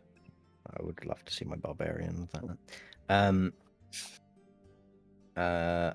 After you've handed that over, I say, right, well, why don't we have a table at the Dullahan's Head and we can open this there, as I believe it's for all of us. All right. The note said to leave it with Clark. Yeah. Yes. Okay. Yeah. And Clark the big sword. Thank you. Do you know what that's for, Clark? I believe so. I was and given I'll- a note. Oh, well then, yes, this is in regards to Holly's note. Yes, I figured. Thank you. Bye, Clark. Good day. And we'll walk over to the Dullahan's Head, I guess. Alrighty. I want to find out what's in this box. Alrighty, you head over to the Dullahan's Head, get some breakfast in. Wacky.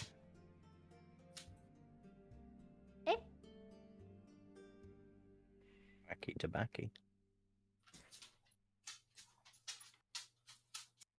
You'll gather around. In the Dullahan's Head, you see there are a couple of patrons at the booths beside the windows. They're currently enjoying their own breakfast. Baz gives you a wave as you enter. Good morning. Hey, Morning. Baz. Morning. I'll pop the box on the table. Mhm.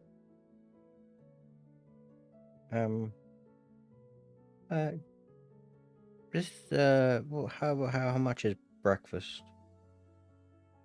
Well, it depends. If you want the full breakfast that we serve here, it's a silver. However, we do have smaller things like porridge, yogurt, and various granola for anywhere between 2 copper to 5. Could I have some porridge, please? Of course, the rest of you. The full breakfast, please. You said the porridge was 2 copper. Mhm. Silver, 2 copper. Rook? Yeah. I'll have the same as you. Porridge or full English? Or full Porridge. plum? Okay. 4 copper. And Kato? Yeah, I'll just have a porridge. Okie dokie. Coming right up. 3 porridges and a full English, please. A full. Yep. Full breakfast, yes. Full, that's the words. And I'll put 1 silver and 6 copper. Alrighty. Baz, Mm-hmm. do you do teas at all, or Just just ale? tea, coffees, if you want. Yes, please. We got a do nice you get breakfast mead as well, if you're interested. Well, it's like 9 o'clock in the morning. I'll maybe leave it a little bit later. Very well. We have the circus to go to. And I look at, I kind of wobble my hat so the feather goes.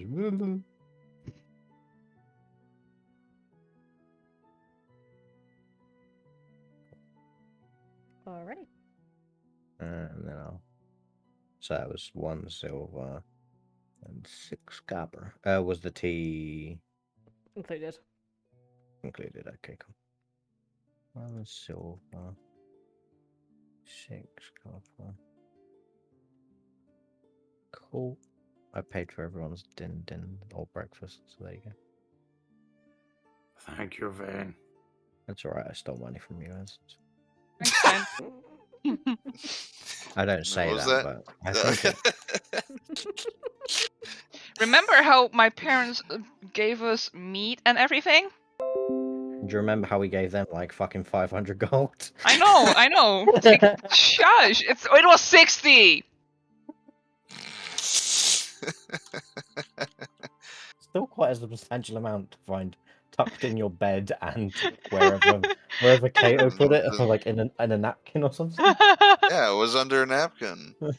Expect to find half-finished food? Nope. Yeah. Oh dear. And I also mentioned that I would use the spare like coppers and stuff that we got for from that pouch to pay for breakfasts and beds. I'm giving back to the community, you know. And I'm gonna open this box. Okay. Actually, I'll wait till Kato gets here. I was already there, but Ah, Kato. Didn't see you there. Were you hiding under the table? Dropped my fork.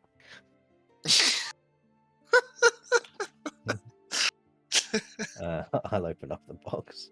You open up the box, and inside are 2, looks to be potion bottles containing this shimmery red liquid. You recognize them immediately to be 2 healing potions. Og. We're rich. Oh, that's very useful. Well,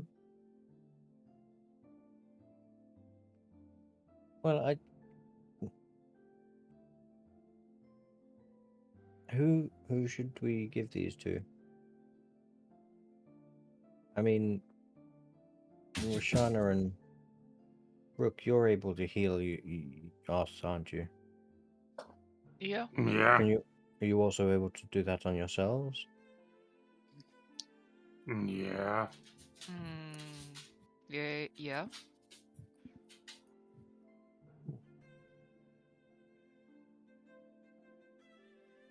Well, seeing as I can do neither, I could probably carry one. I mean, I wouldn't mind carrying the other, but if that's okay with everyone. It's fine by me. Fine by me too. Oh yeah, Sweet. Roshana, just so you're aware in case it ever comes up in like an emergency, I'm keeping the scroll of cure wounds inside this fanny pack. Ah. All right. If you need it and I am in some way incapacitated, this is where it will be. Okay. Good to know. Should the circumstances be it where you've expended your magic for the day and I've got some left, I may give you the scroll. But we'll play it by ear. All right. Thank you for telling me. No problem. This it's kind of cheaper than a potion. And so It is. It depends. Like if you're making it yourself, then Yeah. you can sort of cut costs a little bit, though it takes a long time. But these scrolls are pretty useful. They seem it. Is it just a normal potion of healing, yeah? Yeah, basic. Cool. I meant to say, I will have bought the paper with me. Okay. So that I'll have like the box on the table and the paper like next to it.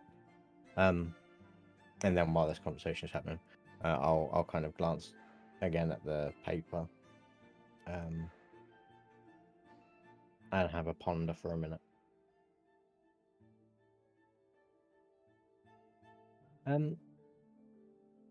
Just sorry to interrupt a conversation. And I kind of lower my voice, so I'm speaking quietly. I just wanted to maybe go over some things I feel like if I get them out to you all, then maybe they'll become straighter in my brain. So I would like to explain the pretty much the caravan situation in regards to Presley Montecore, who I now have found out has a brother opening this new shop, and that person we spoke to a minute ago in the arcane shop mentioned that the old shop that the brother owned was a magical item shop or a magic shop. Also, there's this discrepancy with, I've been told, 5,000 gold in regards to the payment, whereas on the newspaper it says 2,000 gold. So I wouldn't mind. Oh, is this today?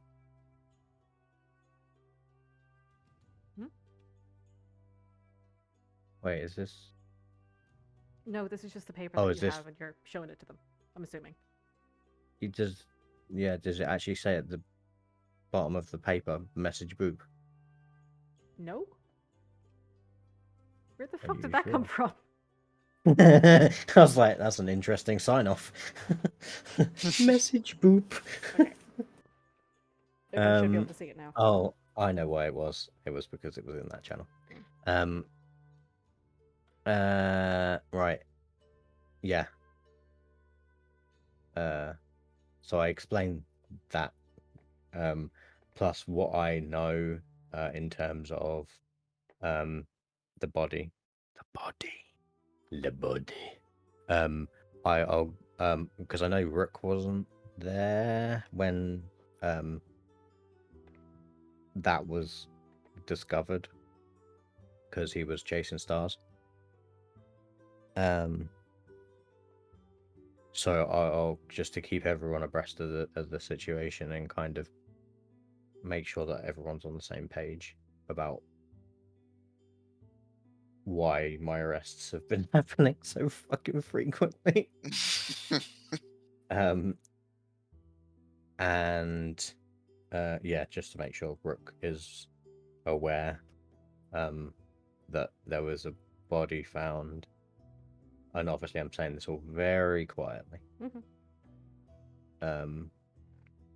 Actually, can I like have a look around to see if anyone's like listening? Perception check, please. Probably should have done that first, but it's fine. 4.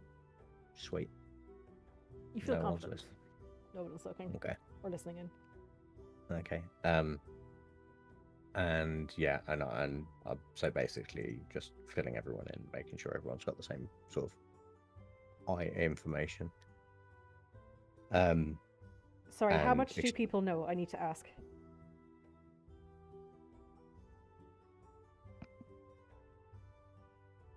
I mean, I can say it all if needed. I just don't want to take up a bunch of time.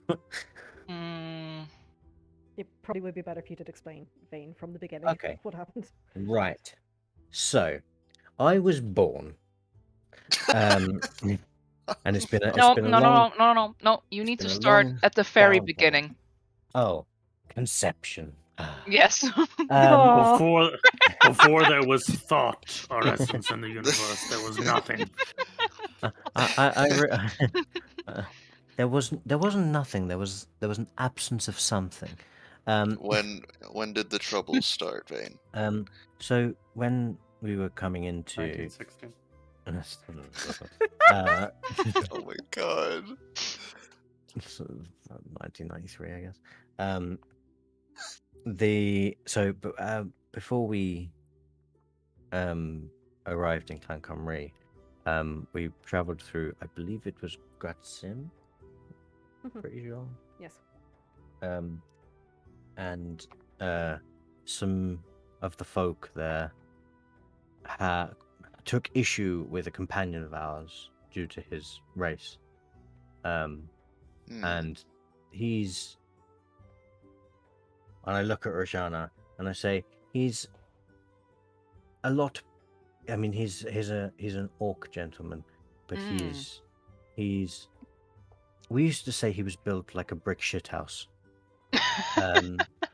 He is Strange a expression. big man, and he was our muscle effectively in the caravan, and Right. And so they took issue with him, and he's not a fighter. He's very much a gentle giant, and in defending himself, because he's huge, he accidentally, from what I've been told, killed someone, who then, which is we left the town quite quickly, which now I know this makes a lot more sense. And Monty, the caravan leader, had hidden the body in his carriage so that, no trouble was had, and so that he could deal with the situation. Evidently that didn't work, as when we got to Clancamrye, a pothole or something caused one of the carriages to drop some items, for which then the guards came to inspect the caravans. And, I see. yeah, and then we were all promptly arrested. So Why did they take the corpse into the city? Yeah, I was gonna ask that as well. I'm still not 100% sure on the reasoning behind it. Because that sounds like a stupid thing to do. But I do agree. I don't think Monty really explained that. We going to see him again soon, and I'll be able to hopefully get some more information. But And this Monty is opening another shop. his brother is opening a shop. I see. So his brother, which I had no idea he had a brother until yesterday, when I read this newspaper article that states that his brother was a long-standing business owner of a magic emporium that was here for a number of years and then collapsed in a fire a year ago. But that his brother's setting up a new business in the Thandela in a couple of months' time. I don't know if any of these things have anything to do with the amount of money required to post bail or whatever the money is for, but the fact that the newspaper says 2,000 gold and mentions drugs, which I mean, I assure you, I have no knowledge of if they were there. I didn't even know this numbskull existed. But I mean, there's double and a bit of the amount of money required is stated here in the newspaper. So I'm not really. I'm just trying to. If anyone had any ideas of, I mean, and I look at Roshana and say, you've trained to be a gardener. Is there normally like is there normally an amount of money that you can pay and just get off scot-free? Is there? DM? It depends on the crime. So things like, littering and your caught, you'll have to pay a fine. There are some things then that'll be you'll be imprisoned.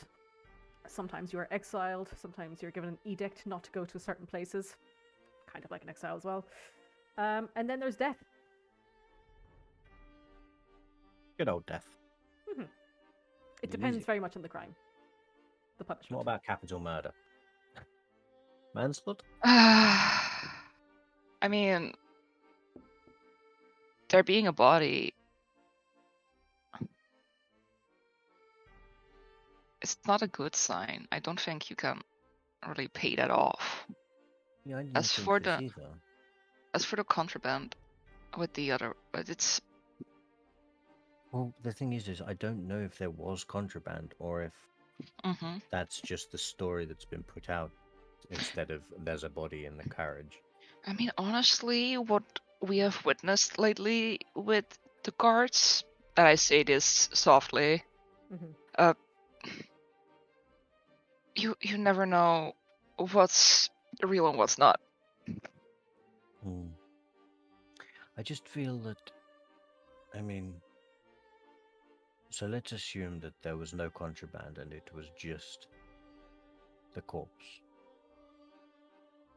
The whole thing was a serious misunderstanding as anyway. But apart from that, I just don't see how 2,000 gold would make that go away. And then to the note of what I've been told of 5,000 gold, it just doesn't. I don't understand whether it's paying off a certain somebody who's helped me get out before. Probably. Who I will mean, make the issue go away. Are you allowed to, like, leave the city? I haven't been told otherwise. I was basically just apprehended from the caravan, put in prison, and then Luxon turned up and said, "Okay, come with me," and took me to the Adventurers Guild. And well, you've been here for the rest of the time. Rook, especially, you've seen me from pretty much the moment I got out of the slammer. So it was. Yeah, I had a lovely talk with the driver of that carriage. Yes. And give me his newspaper. Oh yes, which I was able to read. Yeah, I don't really understand your caravan leader's logic. I mean, there's 1,000 things in the wilds that could kill somebody or deal with a corpse. I don't know why you would bring it into another city unless you wanted to, I don't know, maybe try to revive the individual. perhaps that was the logic. I know that we have the circus today, but I would like to go and see Monty at some point soon, just to Of try course. and get some more information. If that's not too much of it, I can obviously always go on my own if you guys want to do something else. In the meantime, I need to get some answers. He told me to speak with some people that weren't apprehended, but where to find them, I can't even hazard a guess. My part of me thinks that they would perhaps lean towards the circus, though. As Maybe a lot of people do. There's two individuals that were acrobats, and then there was one that was more of a fortune teller, so they might kind of fit in there. So I'll keep my eyes peeled today, but apart from that, I don't really know where else they might have gone to. Is that why you're so interested in the circus? It's part of the reason. Also, it's a fucking circus. Have you seen it? It was so cool. We got a cowboy hat. Did you see the elephant? Did you see, Kato? Did you see the elephant? I It saw it. lump. I saw it. Yes. I'm just interested in the circus because the circus seems interesting. However, Fair. if I needed a second motive, the idea that perhaps I could find the information there is making it more interesting. But yes, I'm sorry to dump all of this information on you. I just Oh no, I it's just say I it's need alright. to. No, by all means. It's probably better that, keep things, I guess, current. Mm-hmm. And just obviously, it's in case anything comes up and I'm suddenly mysteriously gone or something. Don't worry, the Just- first just- places we'll check is the jails. I mean, I- on the other I hand, assume so. we would kind of know who would have taken you. The guards. An overly Luxon. enthusiastic fan. Luxon. Oh, look, we said the same thing. Yeah. Well, So, if I'm understanding this correctly, you were imprisoned, and then Luxon just showed up out of the blue. pretty much, yes. That seems highly suspect to me. It really does. Yes, there was.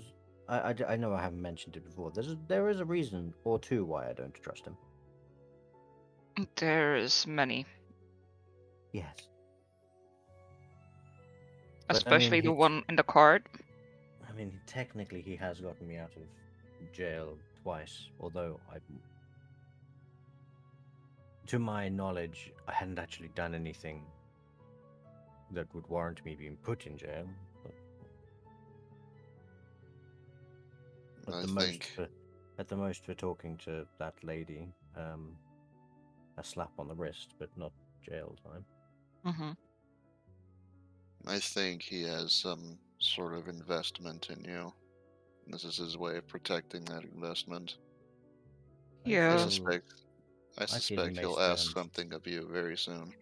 Yes, I feel like perhaps Presley owes him something, or maybe his brother owes him something, and or Luxon has information on them, for better or worse, and that information whispers to the tune of 5,000 gold. For silence or for freedom, one of the two. But either way, I just thought I would get all the information out in the open but don't, especially not about the body. Don't talk to anyone about it. Of course. As you can tell by this newspaper, it's not current information as far as I'm aware.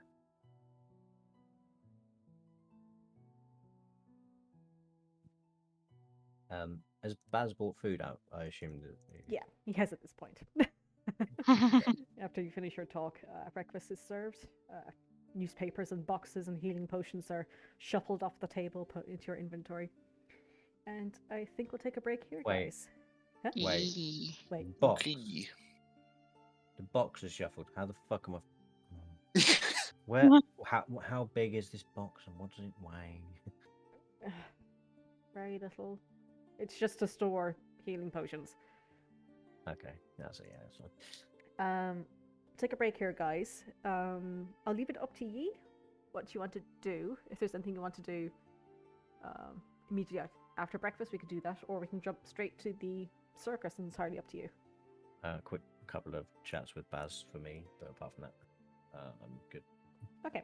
Mm-hmm. So we'll be back at 10 past the hour. How's that sound? Yeah, sure. Okay. Sure. Alrighty. Fanny packs are cool. Fanny packs are cool.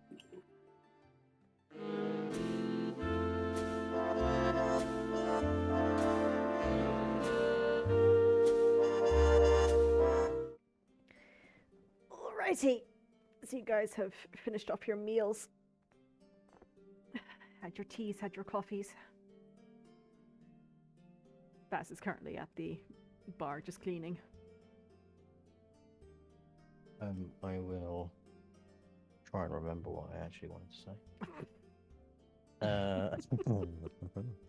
I'll get up and walk over to him. Hello, Baz. Oh, hello.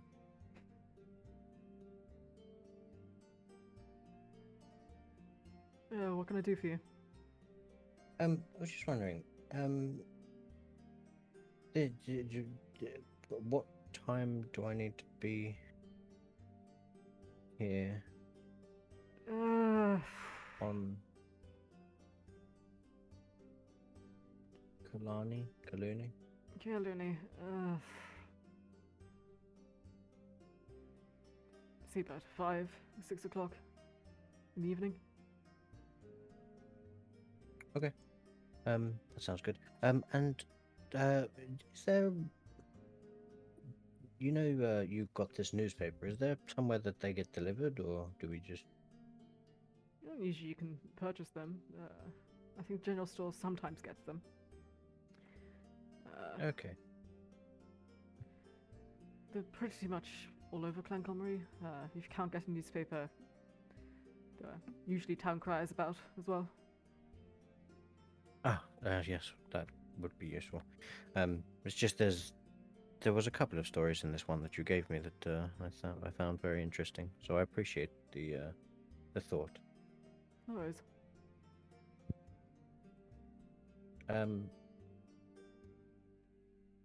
Right. I think that's everything. Thank you for the breakfast. It was lovely. Glad you enjoyed. I'll hand over the coin that I've already technically Already given taken him out. now. Yeah. So thank you very much. That was lovely. I think that was everything. I'll walk back over here. So we're all good to go then, I believe. Mm-hmm.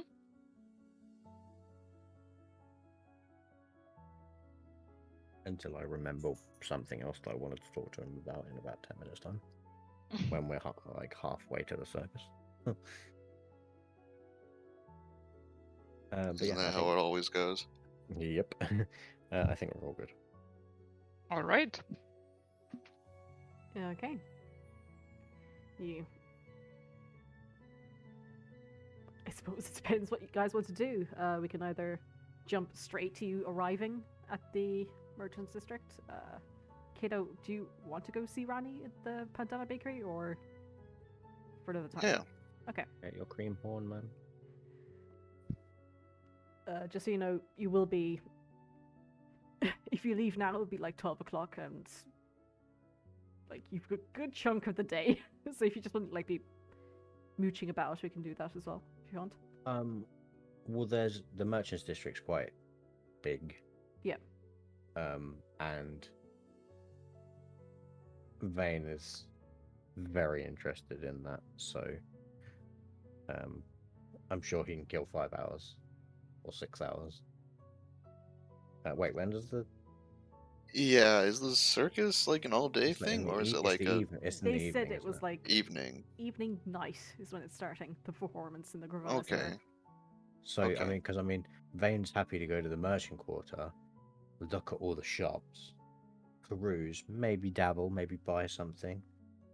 Also, there's probably bars there. It's a Saturday, or sorry, it's a Dagrim. Is that right? Dagrim? Man, I'm getting good at this. It's Dagrim. So people might be day drinking by the time we get there. Oh, I'm sure they will. Make big coin in big pub, Big or money. make no coin and get tomatoes thrown at itself. It's a win-win. Free tomatoes, As long as they aren't rotten. ideally. So unless we want to stop in other districts on the way there, because we've what's on the way? It's literally adventurers, Templar, merchants, isn't it? Yeah.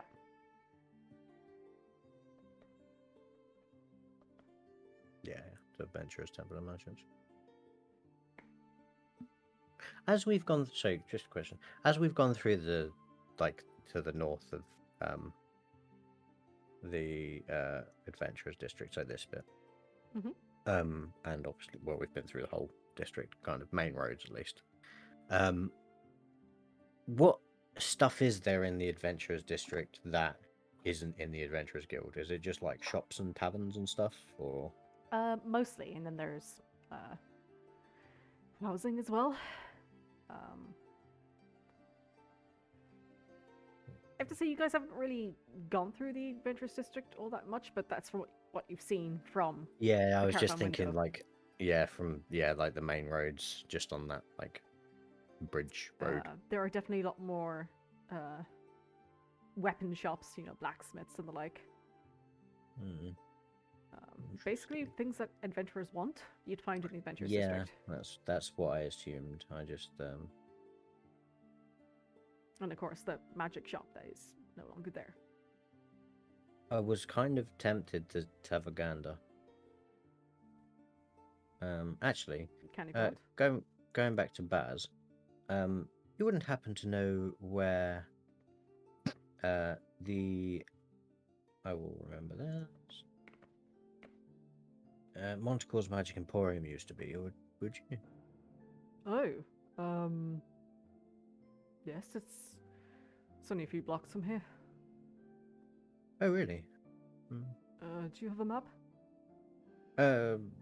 I'll run over to the table and go through Rook's bag of scrolls and pull out the map that we've got and walk back over and put it down. Yeah, easy.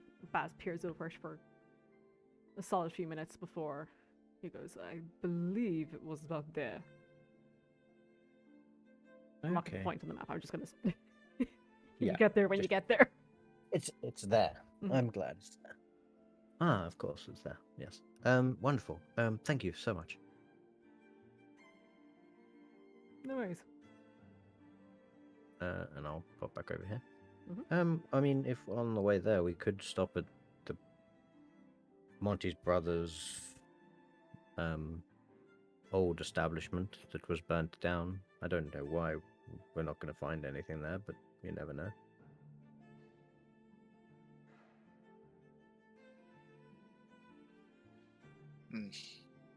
I mean, I suppose. What is it Which you apparently- expect to find? Well, just to see what kind of how big of an establishment it was. I mean, it was a magic shop. I assume it was doing quite well business-wise. Plus we've got hours to kill, so and it's on the way there. I think was it out of the Adventurers Guild to the right or out of the Adventurers right, Guild to the yeah. left? Okay, yeah, it's on the way.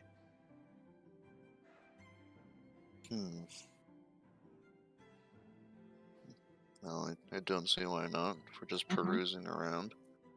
Yeah, exactly. And obviously, if you guys want to stop off and have a look anywhere, before we get to the Merchants Guild, we've got basically a free day today, I think.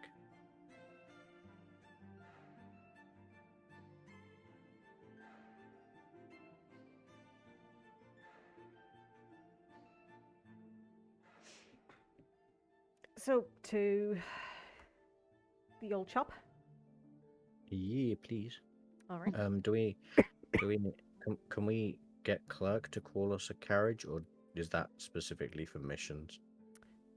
No, you can get him to call a carriage. You will be paying for it, but That's fine. alrighty. So, At least I think it's fine. I don't know how much magic carriage costs. It's like the magic school bus. I just assume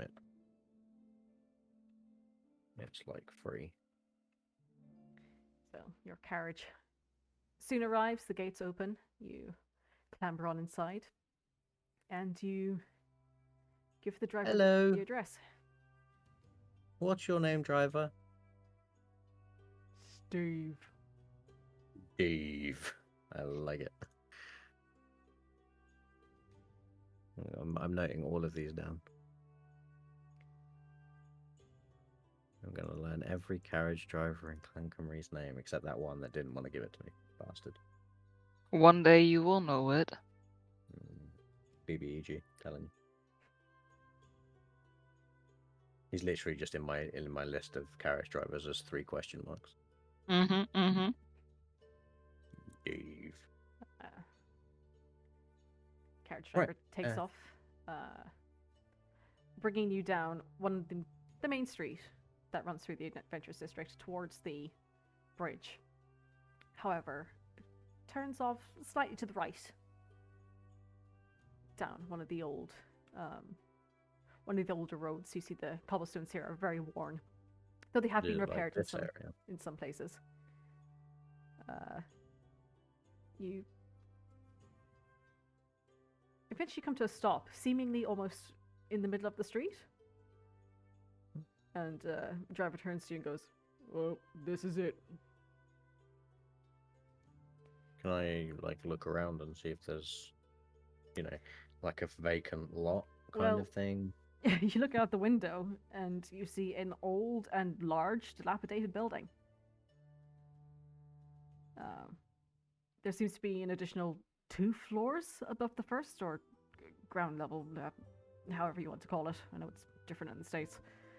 The building itself is actually very well made of stone, and at each of the levels you can see there are a number of windows and also roofing coming off the sides of the building, kind of at each junction between each level. It's kind of like a pagoda in structure. Okay. The design, not so much. Yeah. Just like in terms of where the roofing is, yeah. Yeah, from what you can see, the building looks to be hexagonal in shape. What would you like to do? Can I hop down off the carriage and just walk up to it? It's vacant, like very obviously vacant. Yeah. Okay. I mean, you have to circle around a bit to get like a decent look at the scale of the immensity of the place, but Yeah. around the sides you see that the windows were probably once shuttered, but the shutters are just gone, and the windows themselves have been haphazardly boarded up in some places, and most of the windows are either missing or broken, and those panes of glass that you see that do remain are just stained like this brown-black. The wooden fittings of the windows themselves are heavily singed and damaged, presumably by the fire, from what you've seen and also what you've read. Yeah. You do also see like the smallest amount of stainage around the walls around the windows as well, but like a lot of it seems to have been washed away from the sheer amount of rain that is ever present in Clancamrye. Just out of curiosity, how big is it compared to like the building is next door to it? Like, does it It's stand out? huge. Yeah. Okay, Um, like twice as big as the ones next door, or easily 3 or 4 times bigger. wow, It's a big place. looks like it's be worth a lot. Yeah. So where you've hopped off from the carriage, you do see the front doors in front of you. And there's a sign above, painted in blue and gold calligraphy, which reads Montecore's Magic Emporium. Though, as you imagine, the sign is very faded and some of the letters have almost been washed off entirely. The doors here have been boarded up to an extreme. Several planks of wood have been nailed across the front of the doors.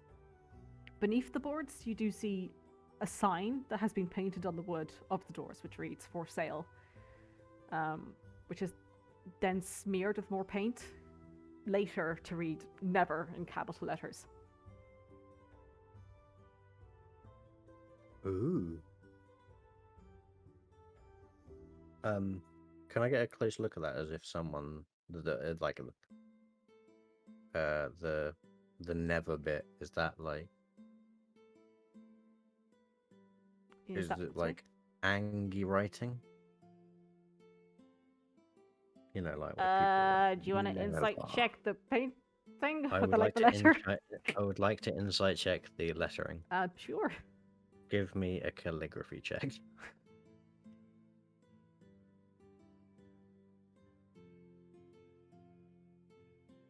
It looks On a angry. roll. It looks angry. Okay. Does the like where it says "for sale" isn't like the never, I assume, is over the price? Give me an investigation check, please. Oh shit. Investigation check. From what you can see, there doesn't seem to be a price labeled. Okay. The never has also just been splooshed everywhere, basically. Lots of splooshing. Okay. I want to take in like the grandiosity of this building. And then I'll kind of step backwards and go back towards the cart and get in. Okay. And then look out the window at it and say, it's quite a substantial building.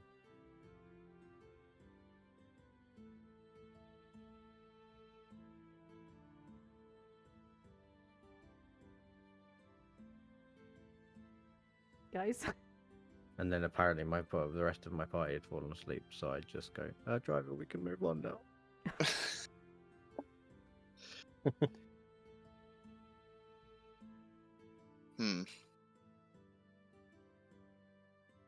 Well, it said it was doing well, right? Yes, but I didn't think this kind of well. I mean, it's multiple times bigger than the other buildings beside it or around here. Yeah. There was a for sale sign on the front of it with someone has splashed paint on it and written "never," which is interesting. Sure is. That shop belonged to the brother? Yes, I believe so. I pull out the newspaper article. Caravan contraband. It's underneath handouts. Yeah, no, I was trying to read. Okay. It's the third paragraph. So in the Thandela, within the house of the Thandela. Can I ask the carriage person to take us to the merchants district, unless anyone else wants to stop off anywhere? I think I'm good. Okay. Yes, I just take us to the final destination. And I'll also ask while he's like just after that. So where's the house of the Thandela? Out of curiosity. Oh, It's just called Lythandrios most of the time. Oh, okay. It's just the district as a whole, correct? No, the House of Lythandrios is Lythandrios. Oh.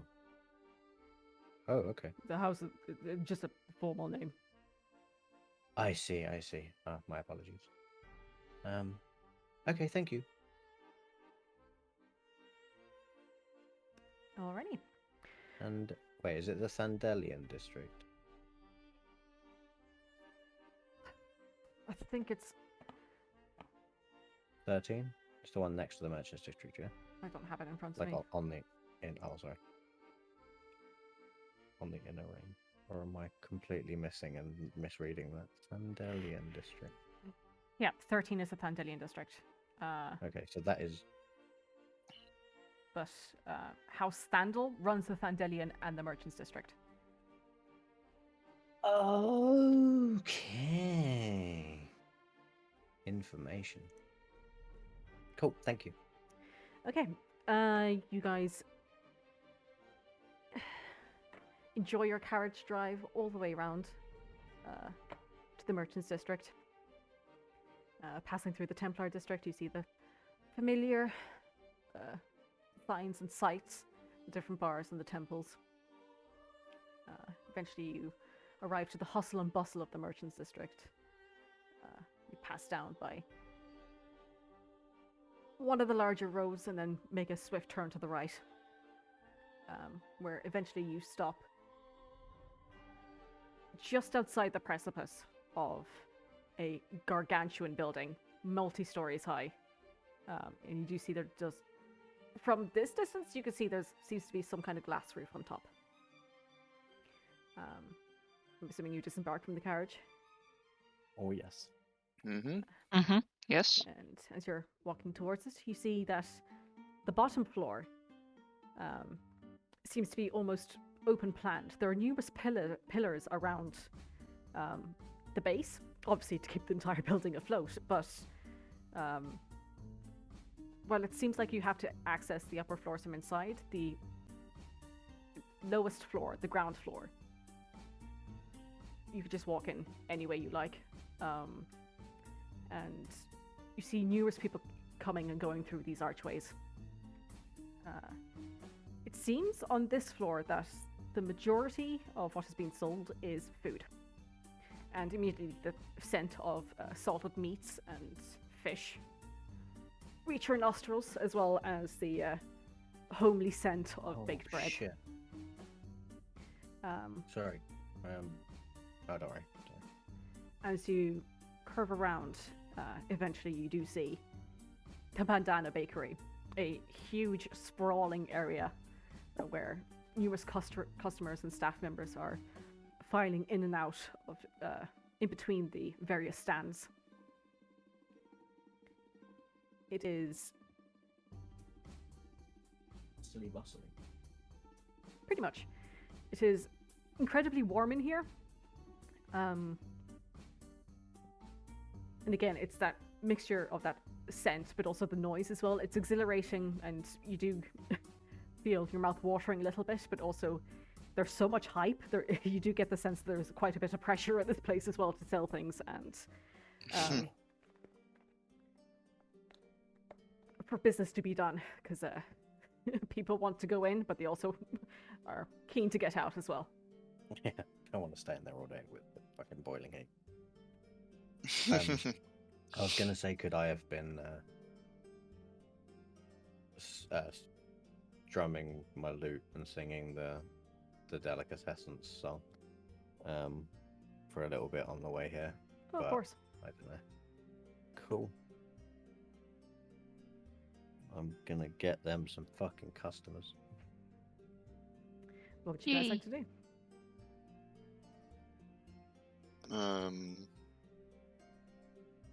Do I see Ronnie about? Give me a perception check, please.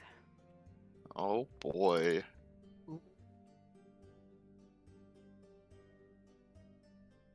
Okay. Not bad.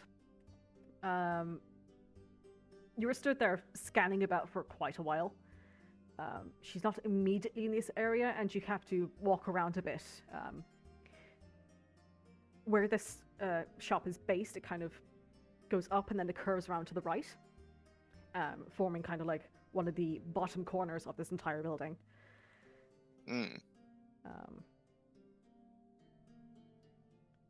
It takes you a hot minute to find her. She doesn't seem to be in the sales department, that's for sure. It's when you get like closer to the actual bakery section, you see numerous people wearing aprons, flour just covering their hair and their faces and some of their clothes.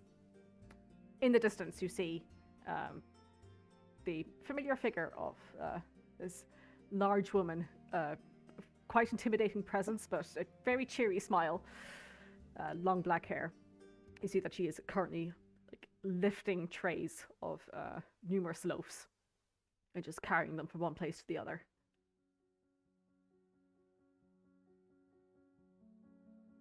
I will approach. Alrighty. See, she's kind of turning around, holding onto this tray. She goes, hi. Hey, Sorry, just 2 seconds. She rushes off. of course. And, basically throws down one of the trays and goes, sorry, I have to go speak to someone. She turns around, dusts herself down. She looks out over all of you.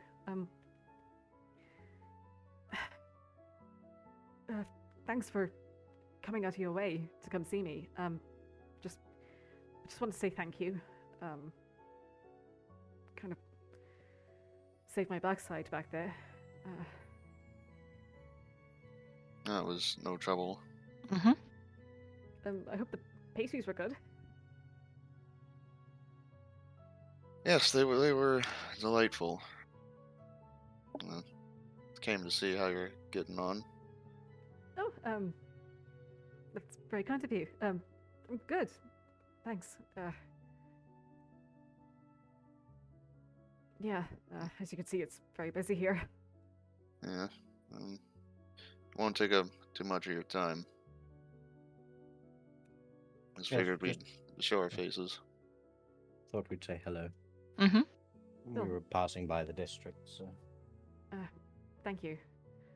I had kind of hoped I could treat you all to dinner at some point, just for what you did, but as you can see, it's pretty hectic. I don't know if I had the time, so I'm sorry. I know the pastries aren't a lot, but thank you. That's fine. Take a rain check. Sure. Sounds good. Does a rain check work differently in Clancamrye where it rains like consistently? And a rain check is about 5 minutes time. Like heavy rain check or light rain check. Oh yeah, like monsoon check. Yeah. Vayne's just like having a look at the hustle and bustle, keeping close like hand on his possessions just in case, because if it's busy, I don't want people sneaking up from shit. So have you had any luck adventuring? Yeah, we've varying degrees of success. Okay. Well, there's We killed the been a box. success. Sorry? We killed the box. Okay. We killed something pretending to be a box. You see, Yes. her eyes kind of like shift for a second. She goes, a mimic? Mm-hmm. Yeah. yes. It's a big Ah, one. that's cool. Very big one.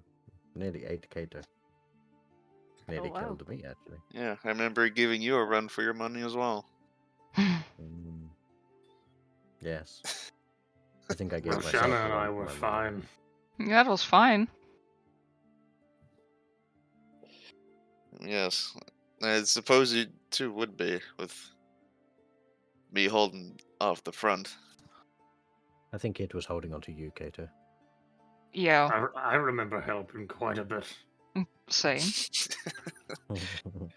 Like both like figuratively and literally. I took the help action several times. No wrong. Yes, we've uncovered some undead, killed some boxes, Undead. you know, usual. Yes, well, was what happened at the public day. And the Yeah. poltergeist. Oh yes, and that too. Oh Oh, wow. yes, we saved a little girl. We taught her not to do drugs and to stay in school. Well, that's good. I think that was what we were supposed to teach her. I don't think we actually did that in the end. Oh man. Hopefully the guards didn't rough you up too much. Guards. Yes, why? No. It was the core vein more than anything else I was worried about. I was Mm. wondering why you were their immediate first port of call. And you see her. Unless you don't want to talk about it, of Her course. face in this... falls a little bit, and she kind of tucks her hair behind her ear and looks off to the side for a little bit, just watching to see who's around. You don't need to If talk, it's I'm sorry. if it's If it's sensitive, yeah.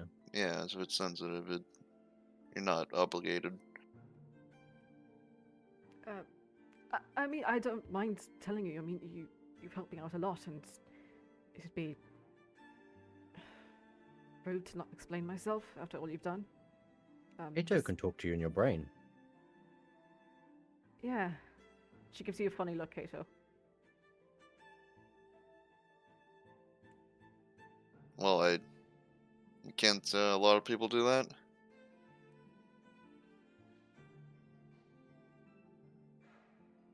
No?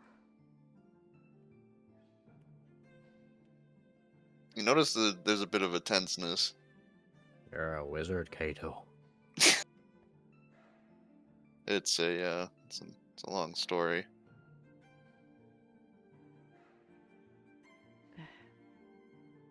Yeah, I'm gathering that from most adventurers. You'll have something or other. Mm-hmm. I don't know when I'm gonna get my next day off as such, but maybe I can swing by the Adventurers Guild at some point. Don't go out sure. of your way. We can always come and see you. We have evidently more free time than you do because of the amount of customs you're getting. Yes. True, but yeah, here's not exactly the best place to be speaking either. No, of course. We're just coming to check on you mainly and see that you're doing well. Well, thank you for that. So whenever you're free, just send us a message, or we could maybe set something up. Sure, sounds good. At this point, you hear from the back, "Hey, Ronnie, we've got another set here." She goes, "I'm sorry, I'm gonna have to dash. It was lovely seeing you all." Quick. And I'll put a gold in her hand and say, "Sorry for taking you up some of your time." No, please. And she hands it back. No, I insist. I don't need it. Thank you. I insist. I'm good, really. Thanks. And she turns and walks away. I put my gold back in my porch. I was going to say porch. I put my gold on my porch. To be fair, I think anyone that owns a business in this district doesn't need a gold. Does she own the district? Does she own the district? Does Does she own the own the bakery, or does she district? own? Does she work in the bakery? I think she just wasn't works sure. there. You gathered from what she's told you before that she just works there. Yeah. Besides, Vayne, it kind of seems like you need that gold more than any of us. Mm-hmm. Well, yes, but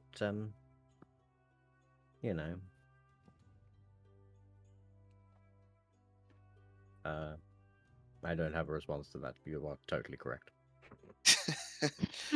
Well, we can't exactly keep rescuing you out of prison. You've only done it. Actually, you've not done it. I appreciate the sentiment, but technically, Well, we, as in, hardly I Luxon suppose could the keep guild. doing it as much as he wants. you know, which is curious. It is indeed, isn't it?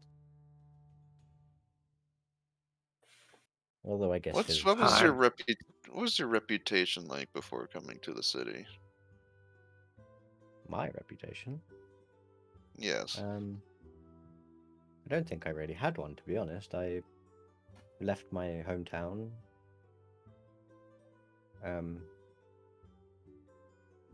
Sorry, can we stand outside and have this conversation? It's very hot in here. By all means. What? Yeah, because of all the people and the cooking and shit. Okay. Mm.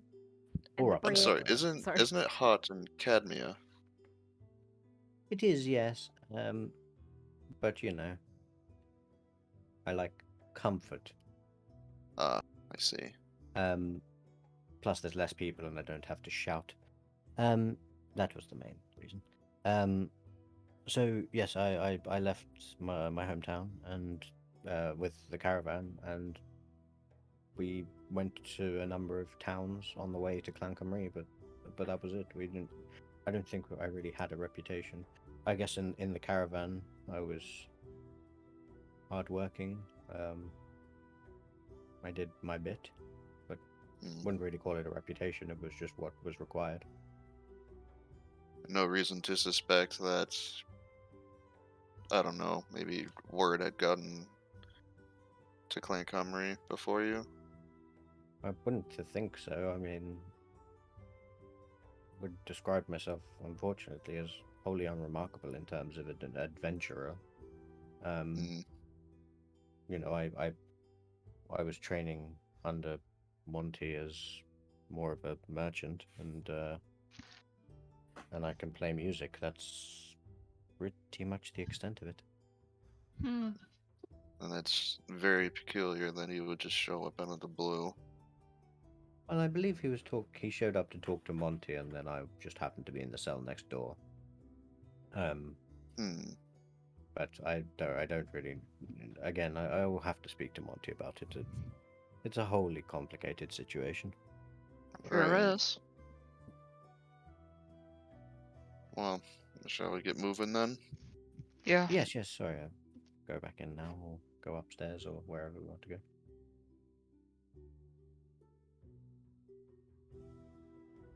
Circus? Circus? Circus.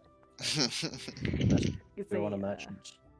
Yeah, Vayne's just like looking around at merchants, like show different shops and stuff. But apart from that, he's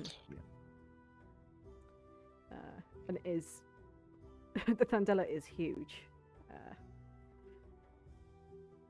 Oh, can I keep an eye out for maybe a sign that says opening soon, or some sort of thing like that?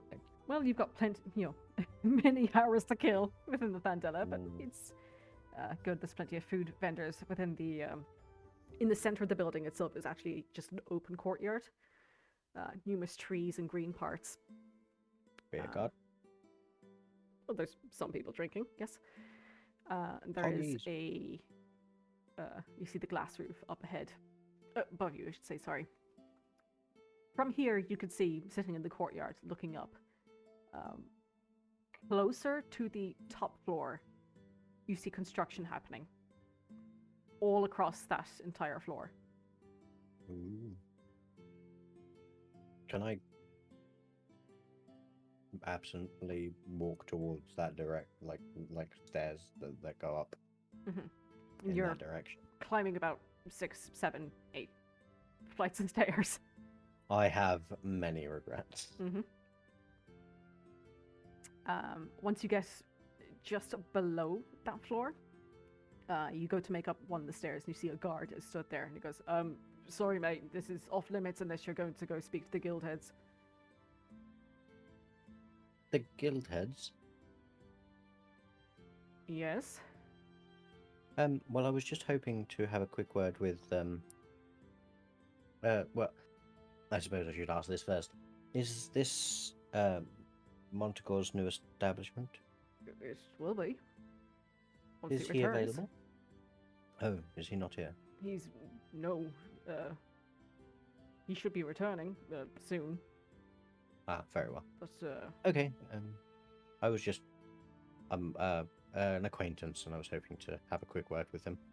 But no worries. right.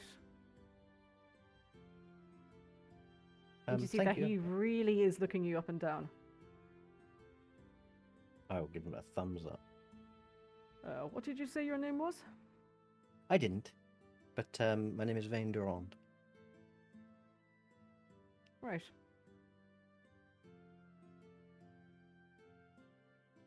Thank you for your time. Apologies for causing any trouble. Do you know when he may be returning? Like in a month or so? Well, he's supposed to be returning to Clancamrye within a month. Yes. Very well. Okay. Wonderful. Thank you very much, and I'll go back to the group.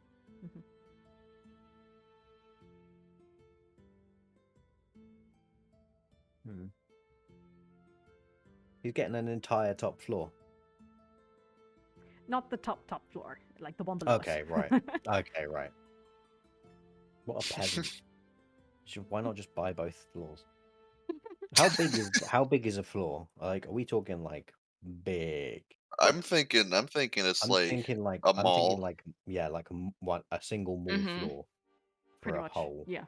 Damn. Jeez, Jesus. that's a lot of magical items to fit in it. That's I mean, assuming that's, but I mean, the last one was an emporium of magical items, and that was pretty fucking big too. So I'm speculating, but that's gotta be Mhm. like millions of gold. that surely, if you're Yeah. talking it for renting the space or buying the space plus stock, Yeah. that's ridiculous amounts of gold. We need to. I mean, we need to. but also the get a- rent that's coming in. Well, yeah. Man, why can't he just pay? Okay, I'll go back and join the group, and then I'm literally just gonna like look at the shops, look and see what types of things people are selling, see if there's any gaps in the market. Yeah. Well, I can get the notes for you here. 2 seconds. Sweet. As you are, sorry, I should have mentioned this earlier. As you are walking into the That's fine. Thandela itself, there are like 4 major archways where like the torrent of people go in towards the courtyard. And then there's these 4 different shops, so like the Pandana, Starting Hook, and other groceries. Just what? Grocers? Burn it! Burn it! No, you said the Sterling Hook. Oh, I okay. fucking heard you. You must burn. I'll stand out front and go. What's the song called? Hang on, got it written down. If you need parma ham or perhaps a leg of lamb, belly roast chicken salami, there is one place to go. Quality Lythandrios, the wonderful, fantastical, incredibly pleasant Java's family butchers and delicatessen. Okay. As you were playing that, Oh You do see- no! every now and then, nearby you see a couple of people just like watching you. Some of them are dressed completely in white, so arms are crossed as you're, I'm assuming awkwardly walking away with the loot, just singing. But Very you've much. certainly gained some attention.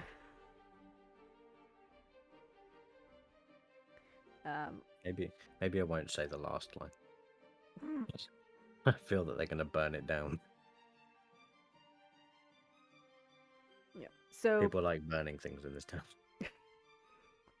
there's the 4 archways into the courtyard.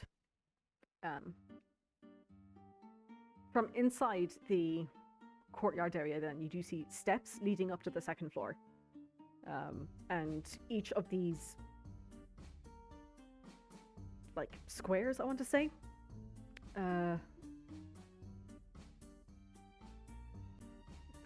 The best way I can think of it is like to explain it is like it's all hallways, and on each side there are different various businesses. Yeah, kind of Oh. like like they have at Comic-Con, where it's kind of like more open plan as opposed to strict buildings. Yeah, a little bit, but you're basically going around in a ring because the courtyard is in the center, and that Yeah. goes all the way up. Yeah, I don't know what that's called, but yeah, I know what you mean. Yeah, you do see that actually within the Thandela itself, the stores here are somewhat on the smaller side compared to the standalone businesses. But just given the status of the Thandela, it is, you would imagine, the dream of any business owners to have a spot here, given the heavy footfall. Makes sense. Yeah. Also, given the small size of the shops, most of the manufacturing happens off-site. Meaning though that those items and services that cannot be seen on site, have to be ordered in.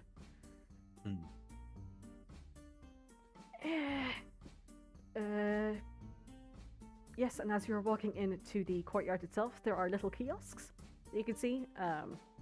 One that does have like an information kiosk. If you approach the woman there, she'll tell you about all the... You are here map.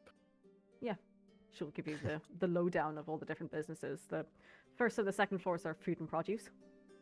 The ones above that then are beauty and health. You then have the fabrics above that, animal husbandry above that, carpenters and construction are above that again. You do also have a few metalsmiths and art and other artisans on the floor above that. You also have scribes and legality. So if you're looking for like doing real estate or looking for someone to represent you in court, there is a floor for that as well. As Yeah, are luxuries might and be worth a look. entertainment. And then the one above that then is currently under construction, and above that again are the artisan guilds, who basically run the show and answer to House Thandel. Sorry. So that's what he meant. Mhm. Okay. Fine. So they are top floor, The board meeting room. pretty much. Okay, cool. So you Big basically have table. the pick of the town. You see, a lot of it is like home decoration. Is the only way I can put it. Construction is like a big industry here in the Thandela, so Yeah. I'm The second I get a home, I know where to come. IKEA. it's furniture if you want. Yeah, I'm just thinking. You said there was beauty and something? Beauty and health. I mean, it would be rude of me not to if, considering the name. On that floor, and you do find We're going to the numerous circus, so, got to make myself look pretty. Okay. On that floor, you do find there are numerous apothecaries, barbers, and salons. There's also tattooists and piercers, as well as different shops selling bath luxuries, and there are perfumiers as well. Bath luxuries, tattoos, piercings.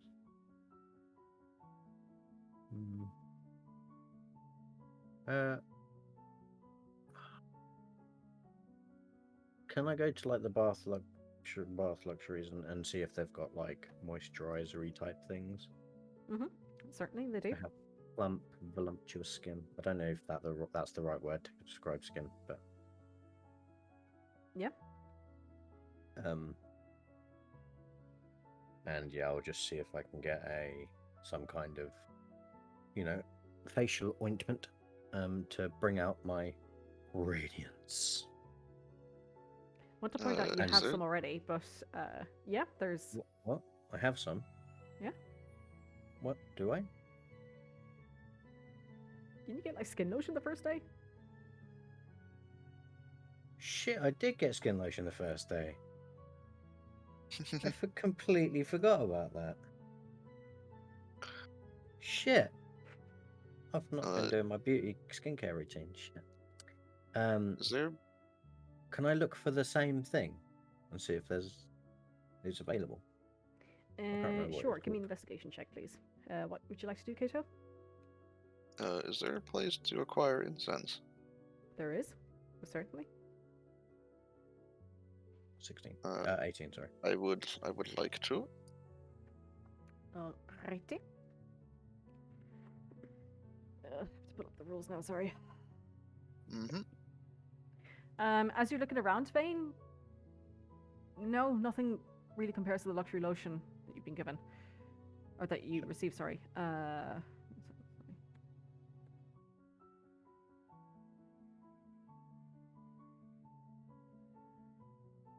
Is there a particular kind of incense that you'd like? I myself am not familiar, so Okay.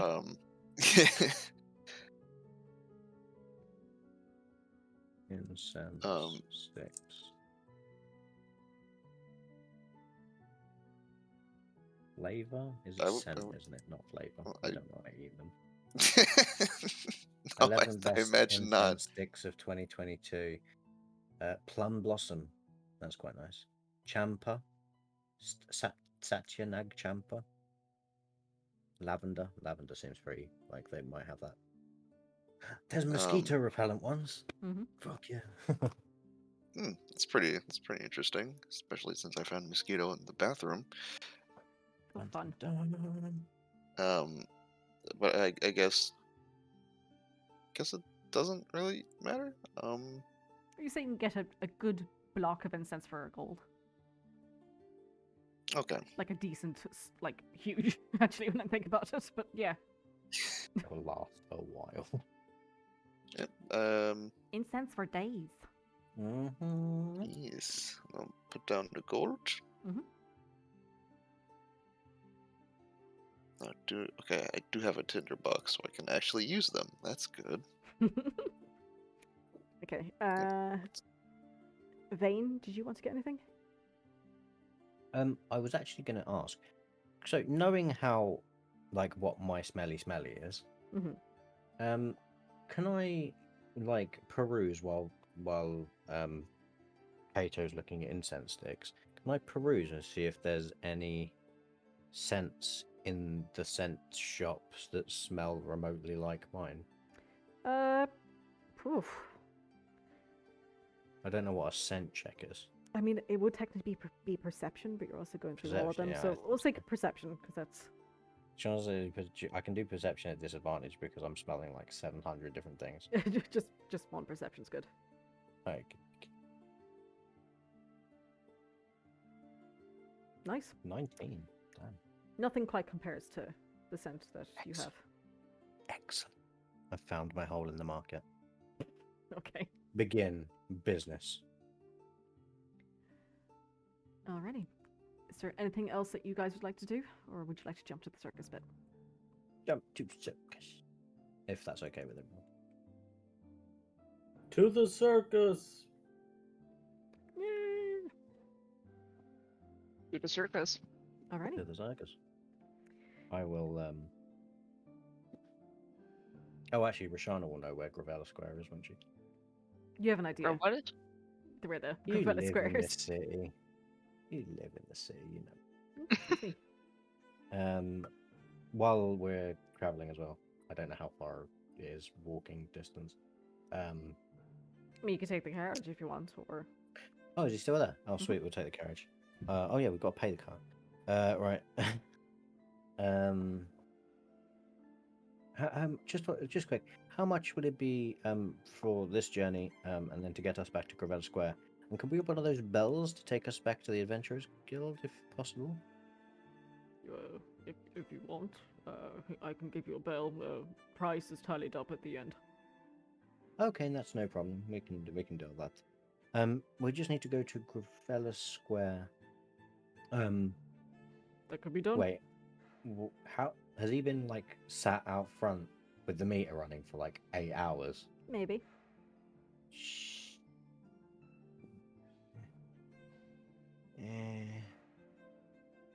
Guys, we have to pay his daily salary. Oh boy.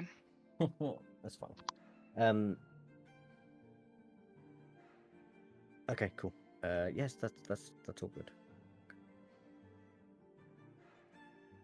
All right. Bella Square, please. With the setting of the sun, you do see the clouds above in the sky do begin to part. You can see the darkness of the sky above, and also a few stars, which is Rook. a little bit different. What? Stars. Look, the sky, it's open. Yeah, it does that every night. Yes, but it's normally cloudy. Sometimes. Uh, Can you point to the Poubelle constellation? what the hell is that? The raccoon? Don't fuck with me. Oh, Christ. Oh no. I believe Yeah. the stars have got Rook in a mood. You're on thin ice, buddy.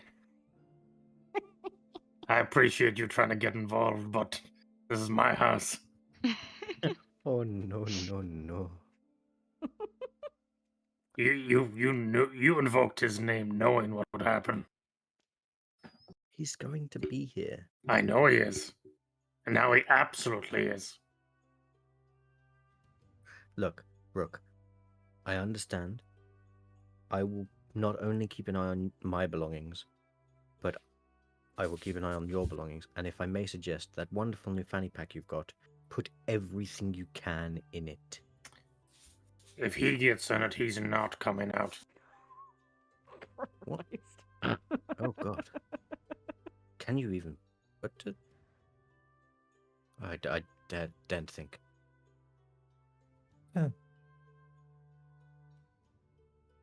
Me and Rook are just having like this bonded over trauma conversation. We'll be okay. We will survive him. Yeah, that's yet to be seen. So the sky is part. Upon reaching Gravella Square, you disembark from your carriage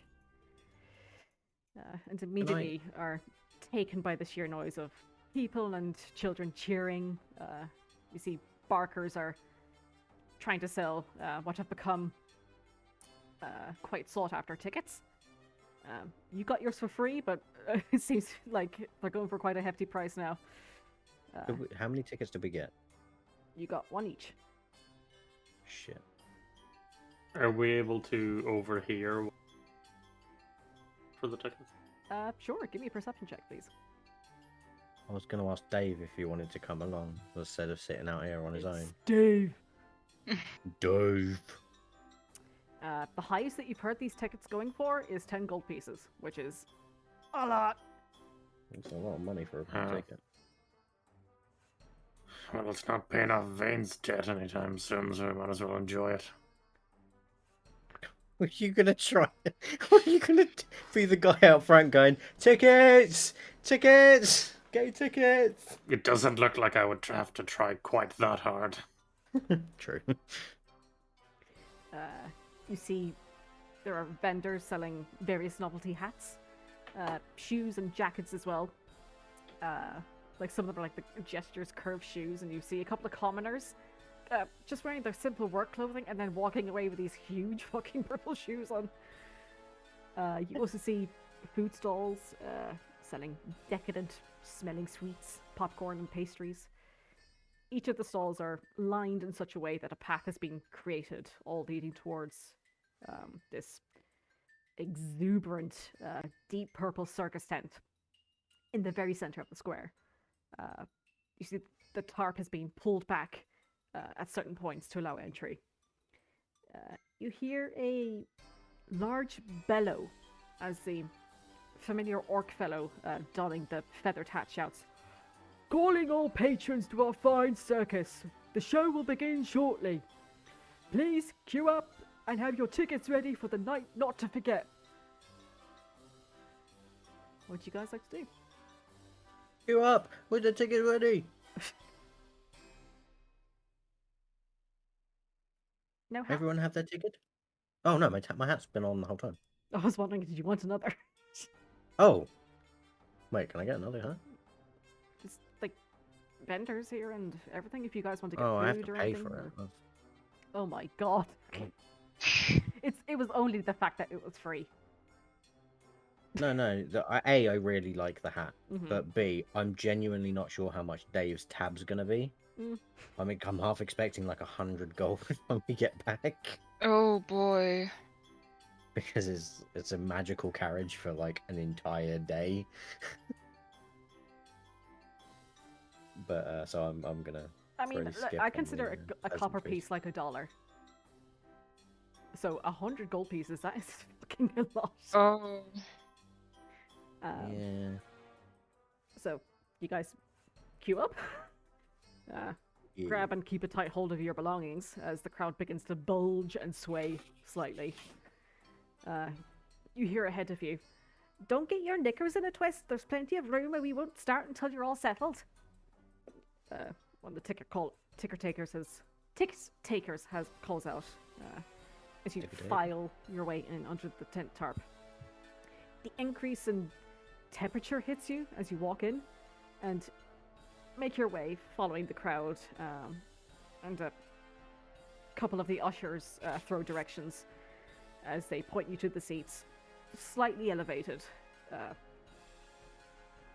joining the crowd around the dimly lit outskirts of this large tent.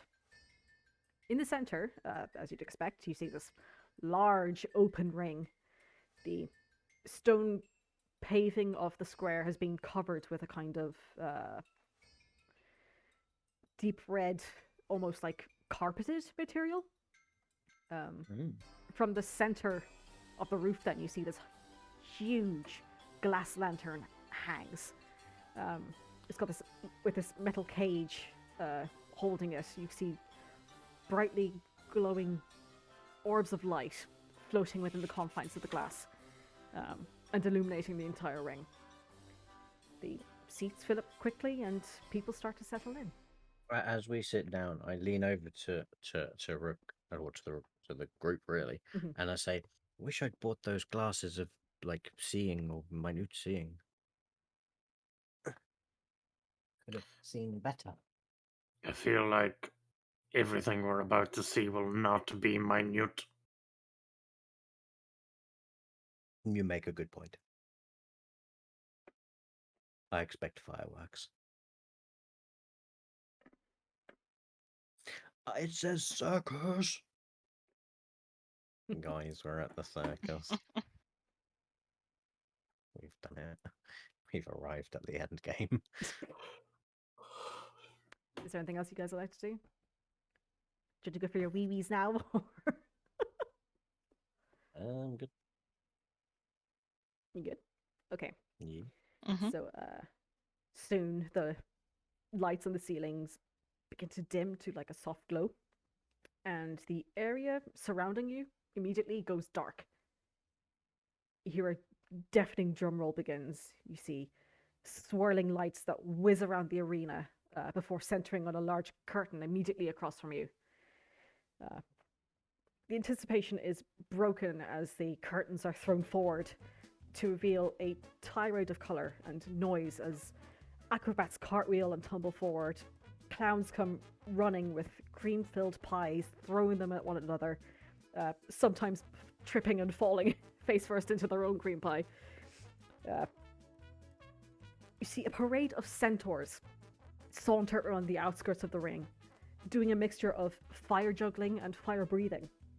Jesters tumble and bounce forward, throwing confetti and blowing, those party blowers into kids' faces near the front of the crowd, before the curtains at the back open up even further to reveal two large elephants, similar to the one you saw just the day before, wearing colours of red and purple, draped across their backs and their tusks.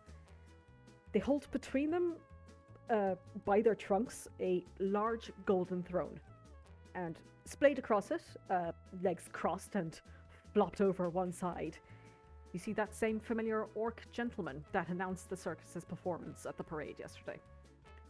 He is not bare-chested this time, however. Instead, he has on this vibrant purple tailcoat and black top hat with that same large light pink feather poking out off to the side. Almost as if on cue, the elephants carrying the throne and the orc gentleman on it, as soon as they get to the center of the ring, they disappear in a cloud of smoke. The throne plummets to the ground, and the gentleman rolls forward, catching his hat as it falls through the air, and stands with a flourish. Now joined at either side by two large, bare-chested men, but they do have, this little frills around their necks, and wearing these colourful elephant masks, long trunks reaching down to their stomachs. With the performers still circling around the ring, the gentleman steps forward, his voice booming over the noise and the music to an uproar of applause. Hello, Clancamrye! Welcome to tonight's festivities here at the Seven Stars Circus. I am your stand-in MC and ringmaster. You may call me Thumbalock. Now, you may have a ticket for a full seat, but I assure you you're only going to need the edge of it. Without further ado, may I present to you the stars of the Seven Stars Circus? You see, systematically, but with a flourish, the performers round the edge of the center ring once more. Bright smiles and waves to the children in the front before they disappear past the curtain in the back. The tent goes dark once more before a cool, ghostly blue, almost an eerie glow begins to grow in the very center of the ring. You see two lithe figures of the exact same height standing back to back in the center.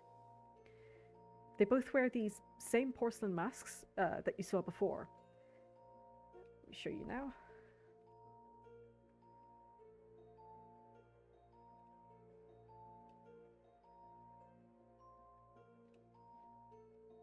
I like the circus.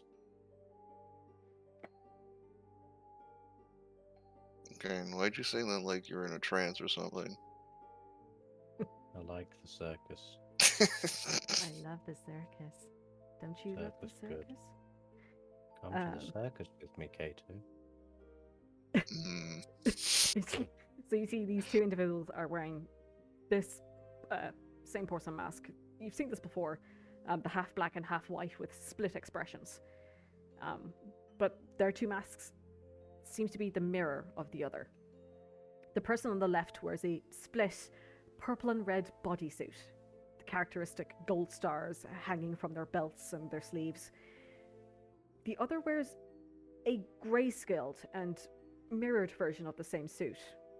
Even the baubles seem to be like silver rather than gold. It's just completely grayscale.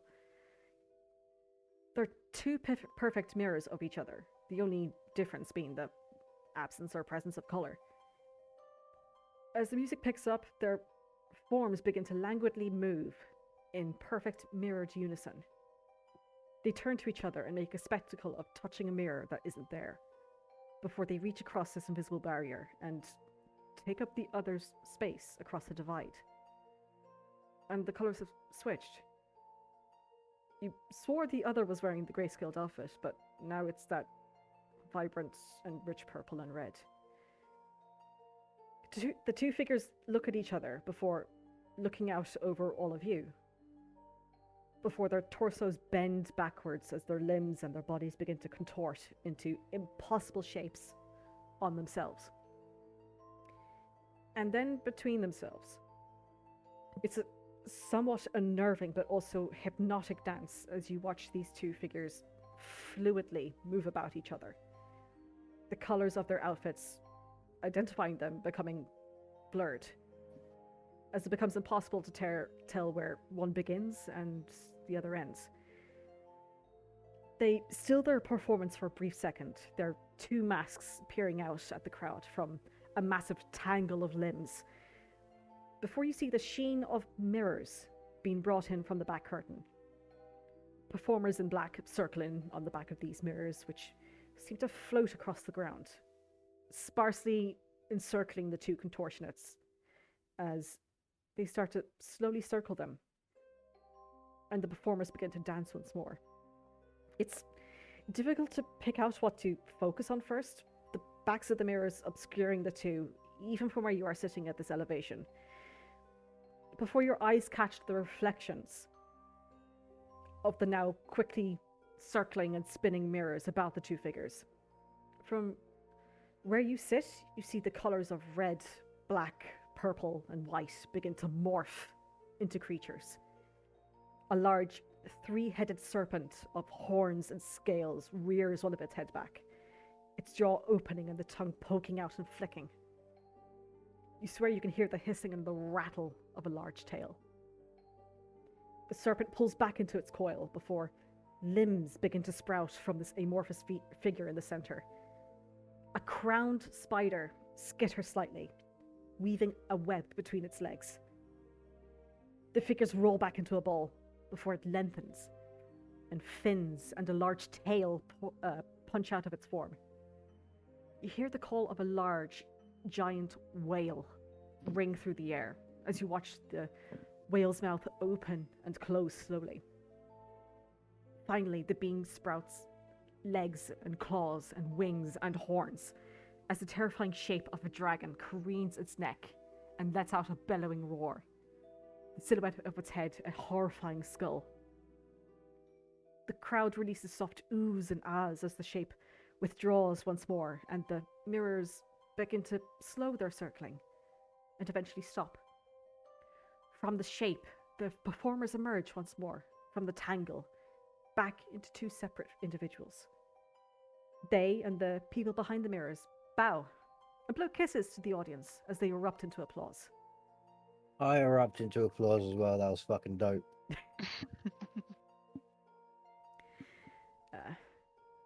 The ringmaster emerges from behind the curtain door once more, walking into the center of the ring, a spotlight trained on him. We hope you enjoyed our contortionist act, the Jokers. You watch as the performers round the ring again on the back of the mirrors, floating and twirling and swooping back behind the backstage curtain again. You look to see the two performers in the center, and they are gone. Nowhere to be seen. The music dies down. Now, please, ladies and gentlemen, give a warm welcome to our silent performer, the mime. The ringmaster sweeps his arm towards the audience, and you watch as a spotlight is placed on a similarly dressed, split-coloured bodysuit wearing individual. It was me all along. Standing over you, high above on the tiniest little platform. Everyone cranes their heads around as they watch this sorrowfully masked individual.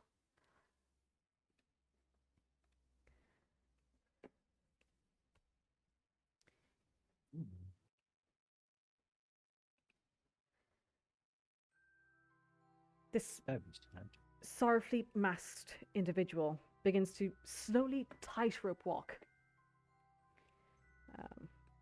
Sorry, no. They slowly tightrope walk from this death-defying height, swaying as they hold on for dear life to this long balancing pole. Rather than going straight across, however, they begin to descend slightly, and then even more as they make their way down towards the center of the ring. Against their silhouette, you can see that while they are making a show of almost teetering off the edge of this rope as they pigeon-foot their way down, there is no rope there. At least not visible, you think? They plant their feet silently onto the ground, turning and bowing to you all as the audience claps and cheers. They and the music provided by instrumentalists off to the side are providing the only noise. The mime throws the balancing pole off to one side, but it seems to noiselessly clang off of an invisible barrier. The mime walks up to it, tries to push it away, and fails, gives it a running push, and fails once more, even more spectacularly. As the mime turns around, shaking his head, he walks face first into another of these invisible walls. You see the children begin to laugh freakishly as the mime looks around himself. You see the mime then begins to shrink into himself. These somewhat invisible walls, though surely you can see them now, are closing in on him before he tumbles forward and theatrically bursts out with the flail of limbs.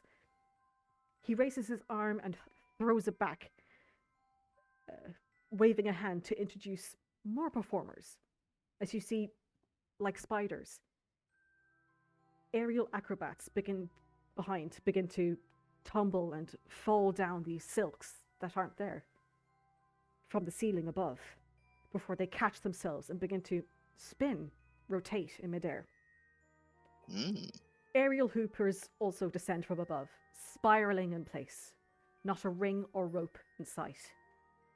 Attention goes back to the mime as he walks towards the crowd and holds out his hand to you, Kato. Do you accept? I'll take it. You take a hold of his hand, and you notice that despite it being clothed in a white glove, it is surprisingly cold. They pull you forward and then spin you around, somewhat awkwardly, as they hold their hand out to you to introduce you to the audience. The crowd claps. Kato, you are handed a longsword. I'll take it.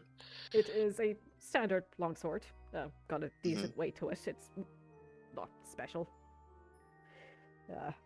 The mime reaches out and touches the tip of the sword and yanks their hand away in an act of silent pain.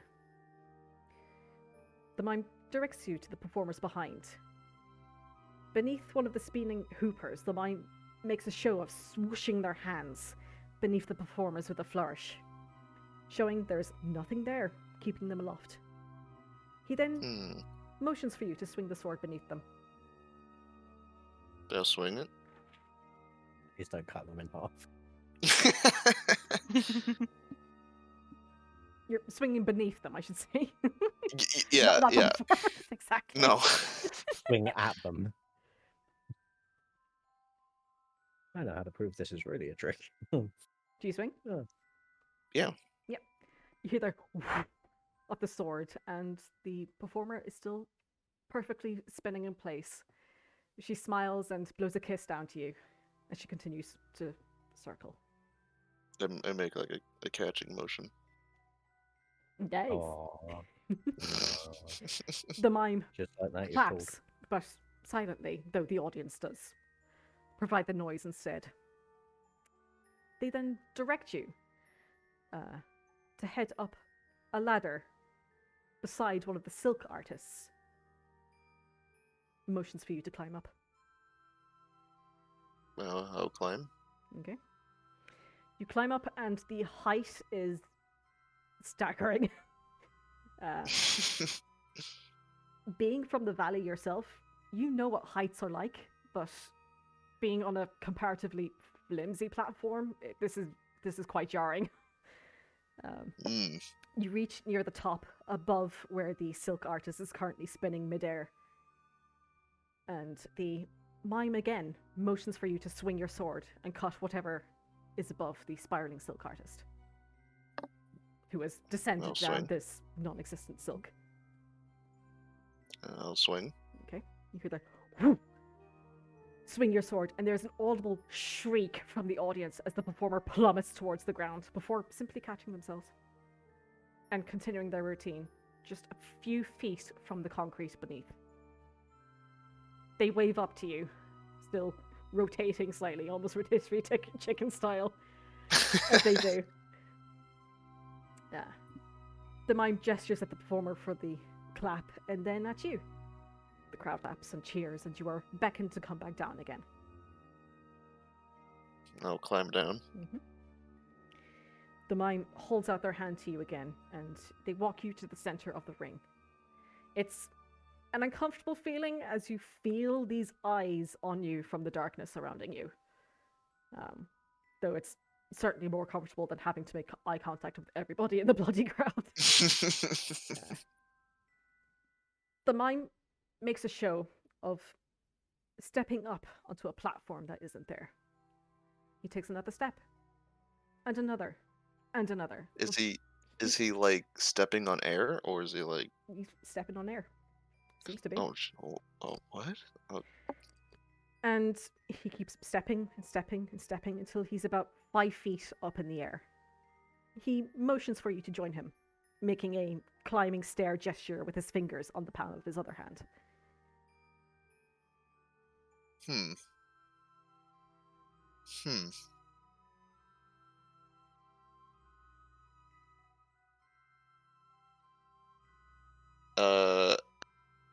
Guess try to join him. Okay. You. Is there like? Obviously, I don't know, but is there like a platform or something, or is it just nothing? You lift your leg up and you try to find purchase, but it is ultimately air. You see Just look up and shrug. the mime puts his 2 hands on his hips and he walks down the non-existent steps to you and takes both of your hands and then outstretches them on either side of your body. Kind of Howl's Moving Castle style. Well, Howl's... Oh, what's her name? I can't think of it. Is it like a T-pose, or is it out front? Sophie. Yeah, a little bit. T-posing. Where Howl's like walking along with Sophie. A little bit like that. So yeah, he stretches your arms out on either side of your body and he guides you towards this nothingness. He takes a step up. What would you like to do? Try to take a step. Okay. You push your foot out forward and tentatively you put your weight down on your foot and you find purchase. It's not firm or stable by any means of the imagination. It squishes. But it's purchase, and you heft yourself up, holding onto the cold hands of the mime. You take another step, and another step, wobbling the whole time, but you keep yourself upright. And you make your shaky way to the top of these invisible stairs. The mime lets go of you and motions at the crowd to applaud you, and for a split second you feel weightless. And then you feel your footing give away into nothingness and you drop, and the mime just catches you at the last second before you hit the ground and motions for everyone to applaud you again. People are standing up in their seats, clapping you as the mime directs you back to your seat. You take Give a sit him a down, bow. and he does a flourish with his hands again and motions for the crowd to applaud you once more. And Kato big claps. He then turns to the rest of the performers. They applaud you and the performance as the lights dim once more and they scurry back up to the ceiling and their hidey holes wherever they might be. A spotlight shows near the curtain and the ringmaster appears once more. Give it up one more time for the mime's performance. We invite you all now to take a break. Use the lavatory, fill your bellies, and join us for Act 2 in 20 minutes. That was very good. Kato, I didn't know you could do that. Neither I did I. He's always lifting stuff, hasn't he? Oh yes, lifting, yes. Well, I guess he could have lifted himself, yeah. Yeah. Oh, okay, that's much less Yep. impressive, actually. Yep, that's exactly what happened. Well, that kind of ruins the magic, but yes. Well, I guess that doesn't really ruin the magic because it is magic, but it ruins the illusion of magic. If it makes you feel any better, Vayne, no, I didn't do anything. Oh, that's better, I suppose. Hmm. How many acrobats were there? They were all moving so fast, my dude. But you do see, as you see, some people are leaving the tent just to go get some fresh air, and also wee times and getting their grub. Wee times. You do see a couple of performers actually emerge from the curtain across from you and go walk outside to speak with a couple of the audience members. Oh, Rush.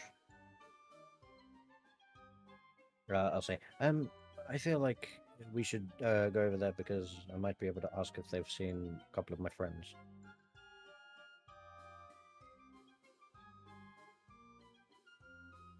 You guys can stay here. I'm going there, and I rush up. Okay. Sorry, are you heading to the curtain or are you heading outside? Where the two... you said the performers were going out, so... Some of the performers, sorry, are heading outside. Some were going out to talk to the audience. Yeah, I'll go to those two. Okay. Or however many there are. Yeah, there's a couple you see chatting with audience members as they walk outside the tent. Oh, are they going to get food, or are they... You don't know. Oh, can I just, like, rush up beside one and be like, oh, sorry, may I ask you a question? Sure. You see this girl who has her hair lacquered back into a tight bun and glitter spread across her cheeks.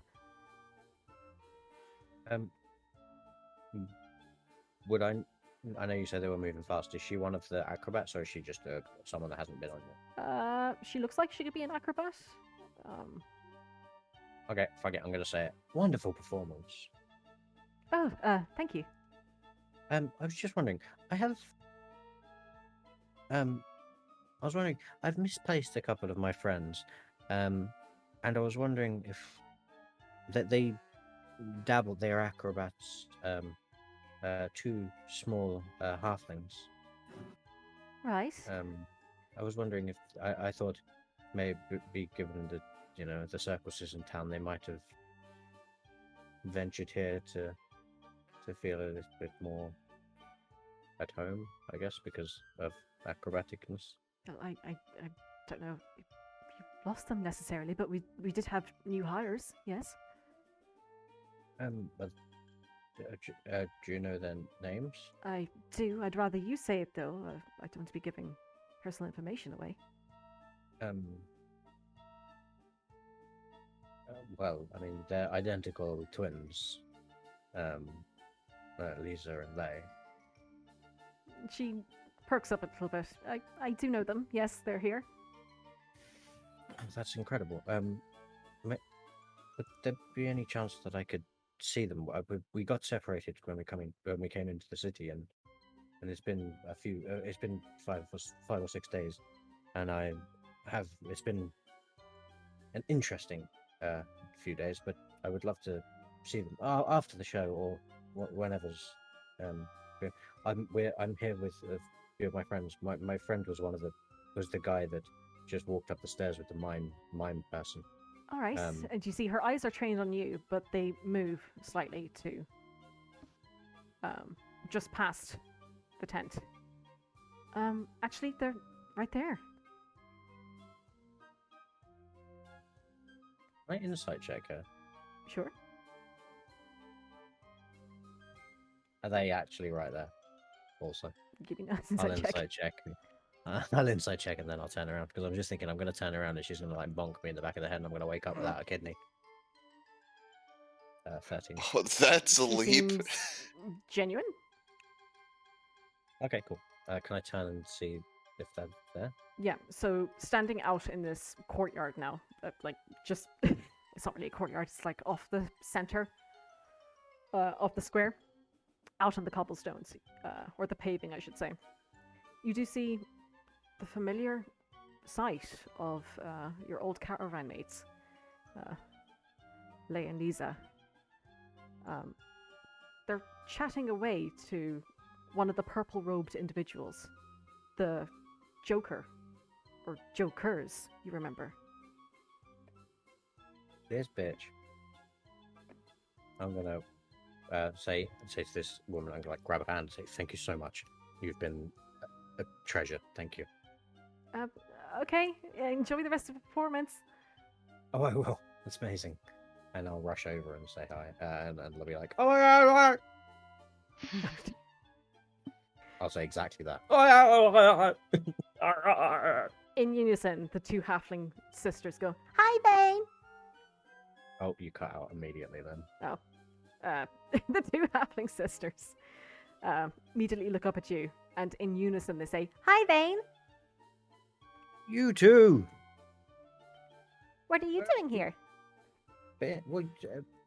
Been trying to find you, and well, trying to solve whatever issue the caravan's got into. To be honest, Oh, okay. how are you two doing?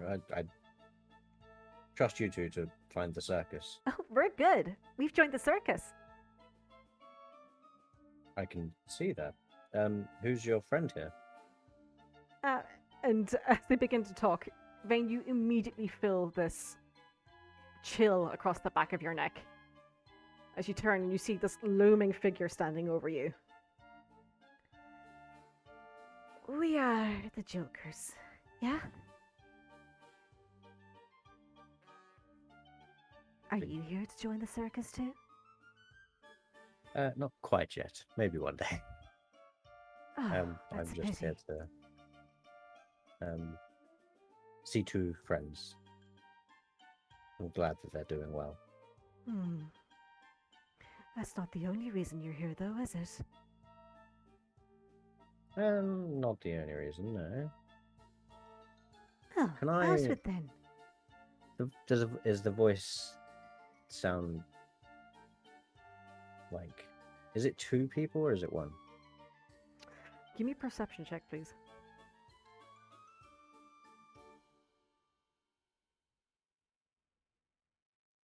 $15? It appears to be one. But the voice is also just so hollow and kind of rings wrong in your head that you kind of go, that doesn't even feel like a person is speaking.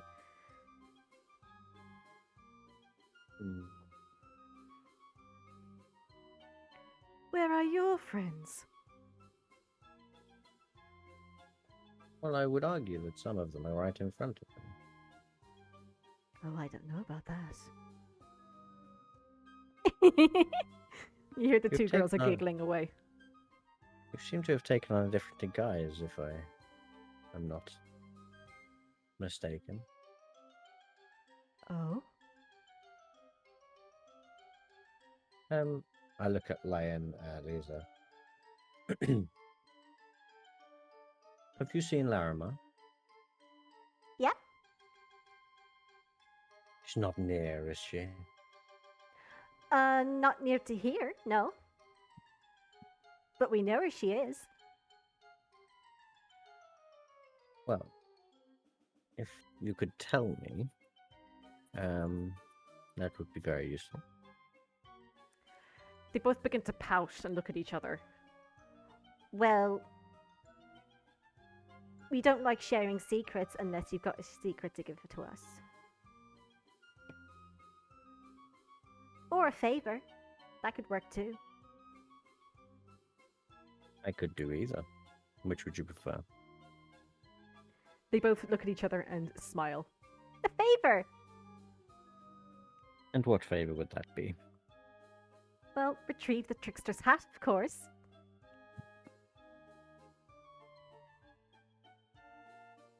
Explain. I believe I can do the explaining. I turn back to the Joker. Zzz. Well, the circus has many secrets. But those who join us have to undergo certain trials. It's very rewarding, of course. I have my own trial set out. And I assure anyone who completes it is rewarded greatly. How long have you been part of this circus, may I ask? A long time. Very well, I'll undertake this challenge of yours. You see the twins share a look. You're not going to go alone, Vayne, are you?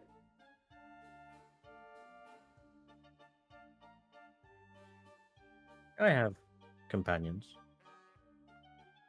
Should you think it's required? Oh, it would be best. Very well. So is there any information on where this trickster's hat might be? Well, it'll be right here, once you retrieve your friends. Interesting. We're not going to miss the rest of the show, are we? We have paid for tickets. And you see the figure looms down, almost serpent-like, and then lifts its head back up, looks at you. Well, at the Adventurers Guild, you didn't pay for tickets, did you? So it is you. Oh, I think you have me mistaken for someone. Hmm. I'm I'm not sure. so kind. Very well. We still have tickets, so I'd still like to see the show. It's very impressive. I'm glad you enjoyed it. Very well. Will you wait here while I go and get my companions then?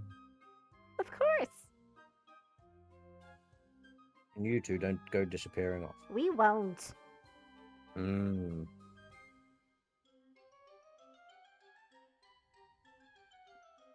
I'm sure you're never looking for trouble. Trouble always finds you, eh?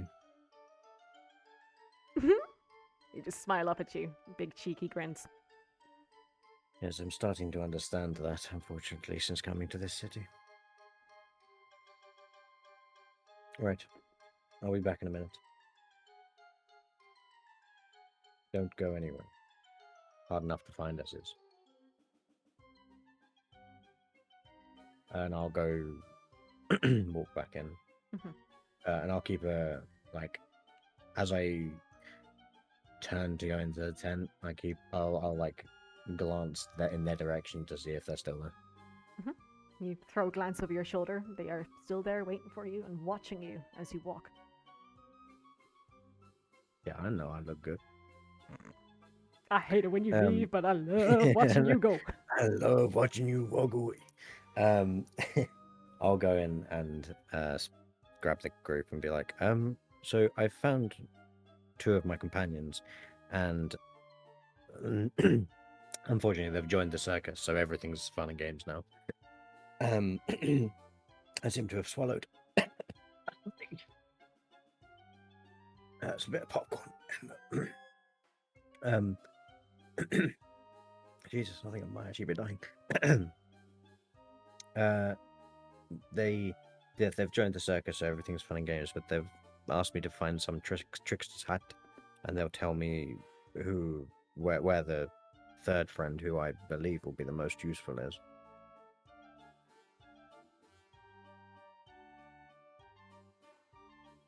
Oh, we've got two muted. Yeah, apologies.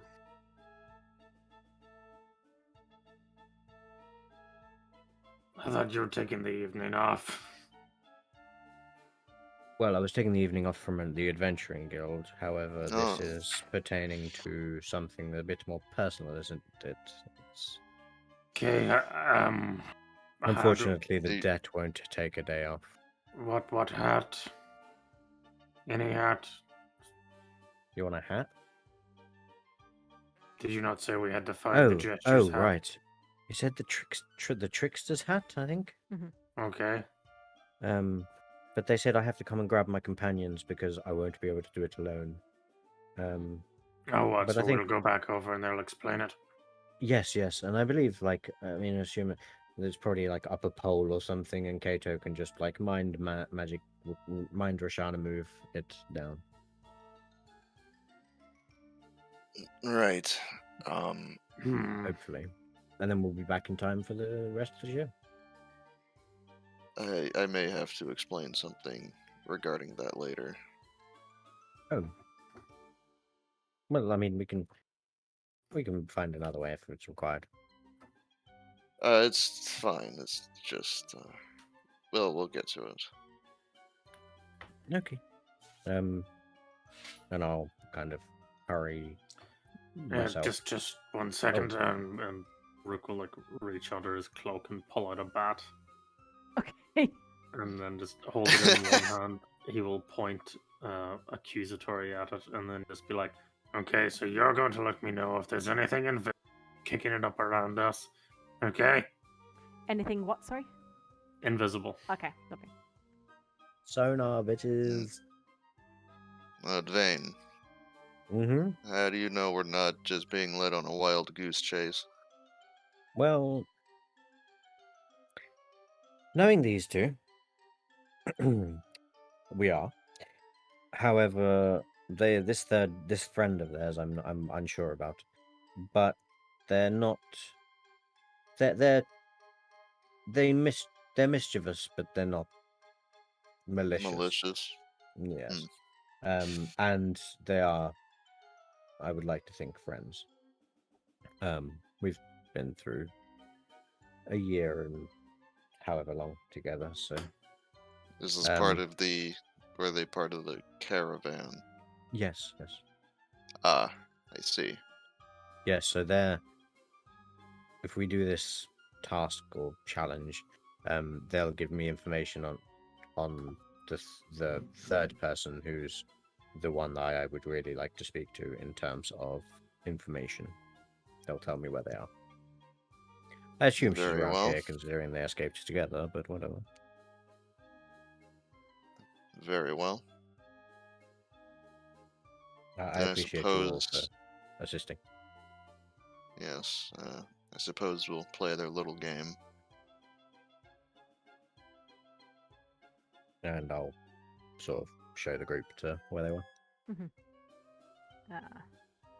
You'll come out, feel the coolness of the air on your skin after being sat within the humid air of the tent. Vayne, you turn to where the twins and the figure was standing, and you see that there's more people there now. More of these purple-robed individuals. You see the halfling twins there, but another pair of smaller individuals. And immediately all of these porcelain masks turn in your direction and look at you. And that is where we're going to leave it for this week, guys. Well, that's unnerving as fuck.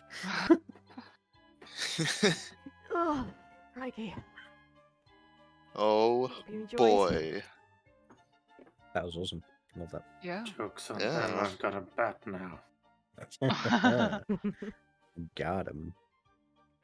It's alright, I they kind only of- know a little bit of magic, right? Yeah, one of them wasn't just flying around like a maniac.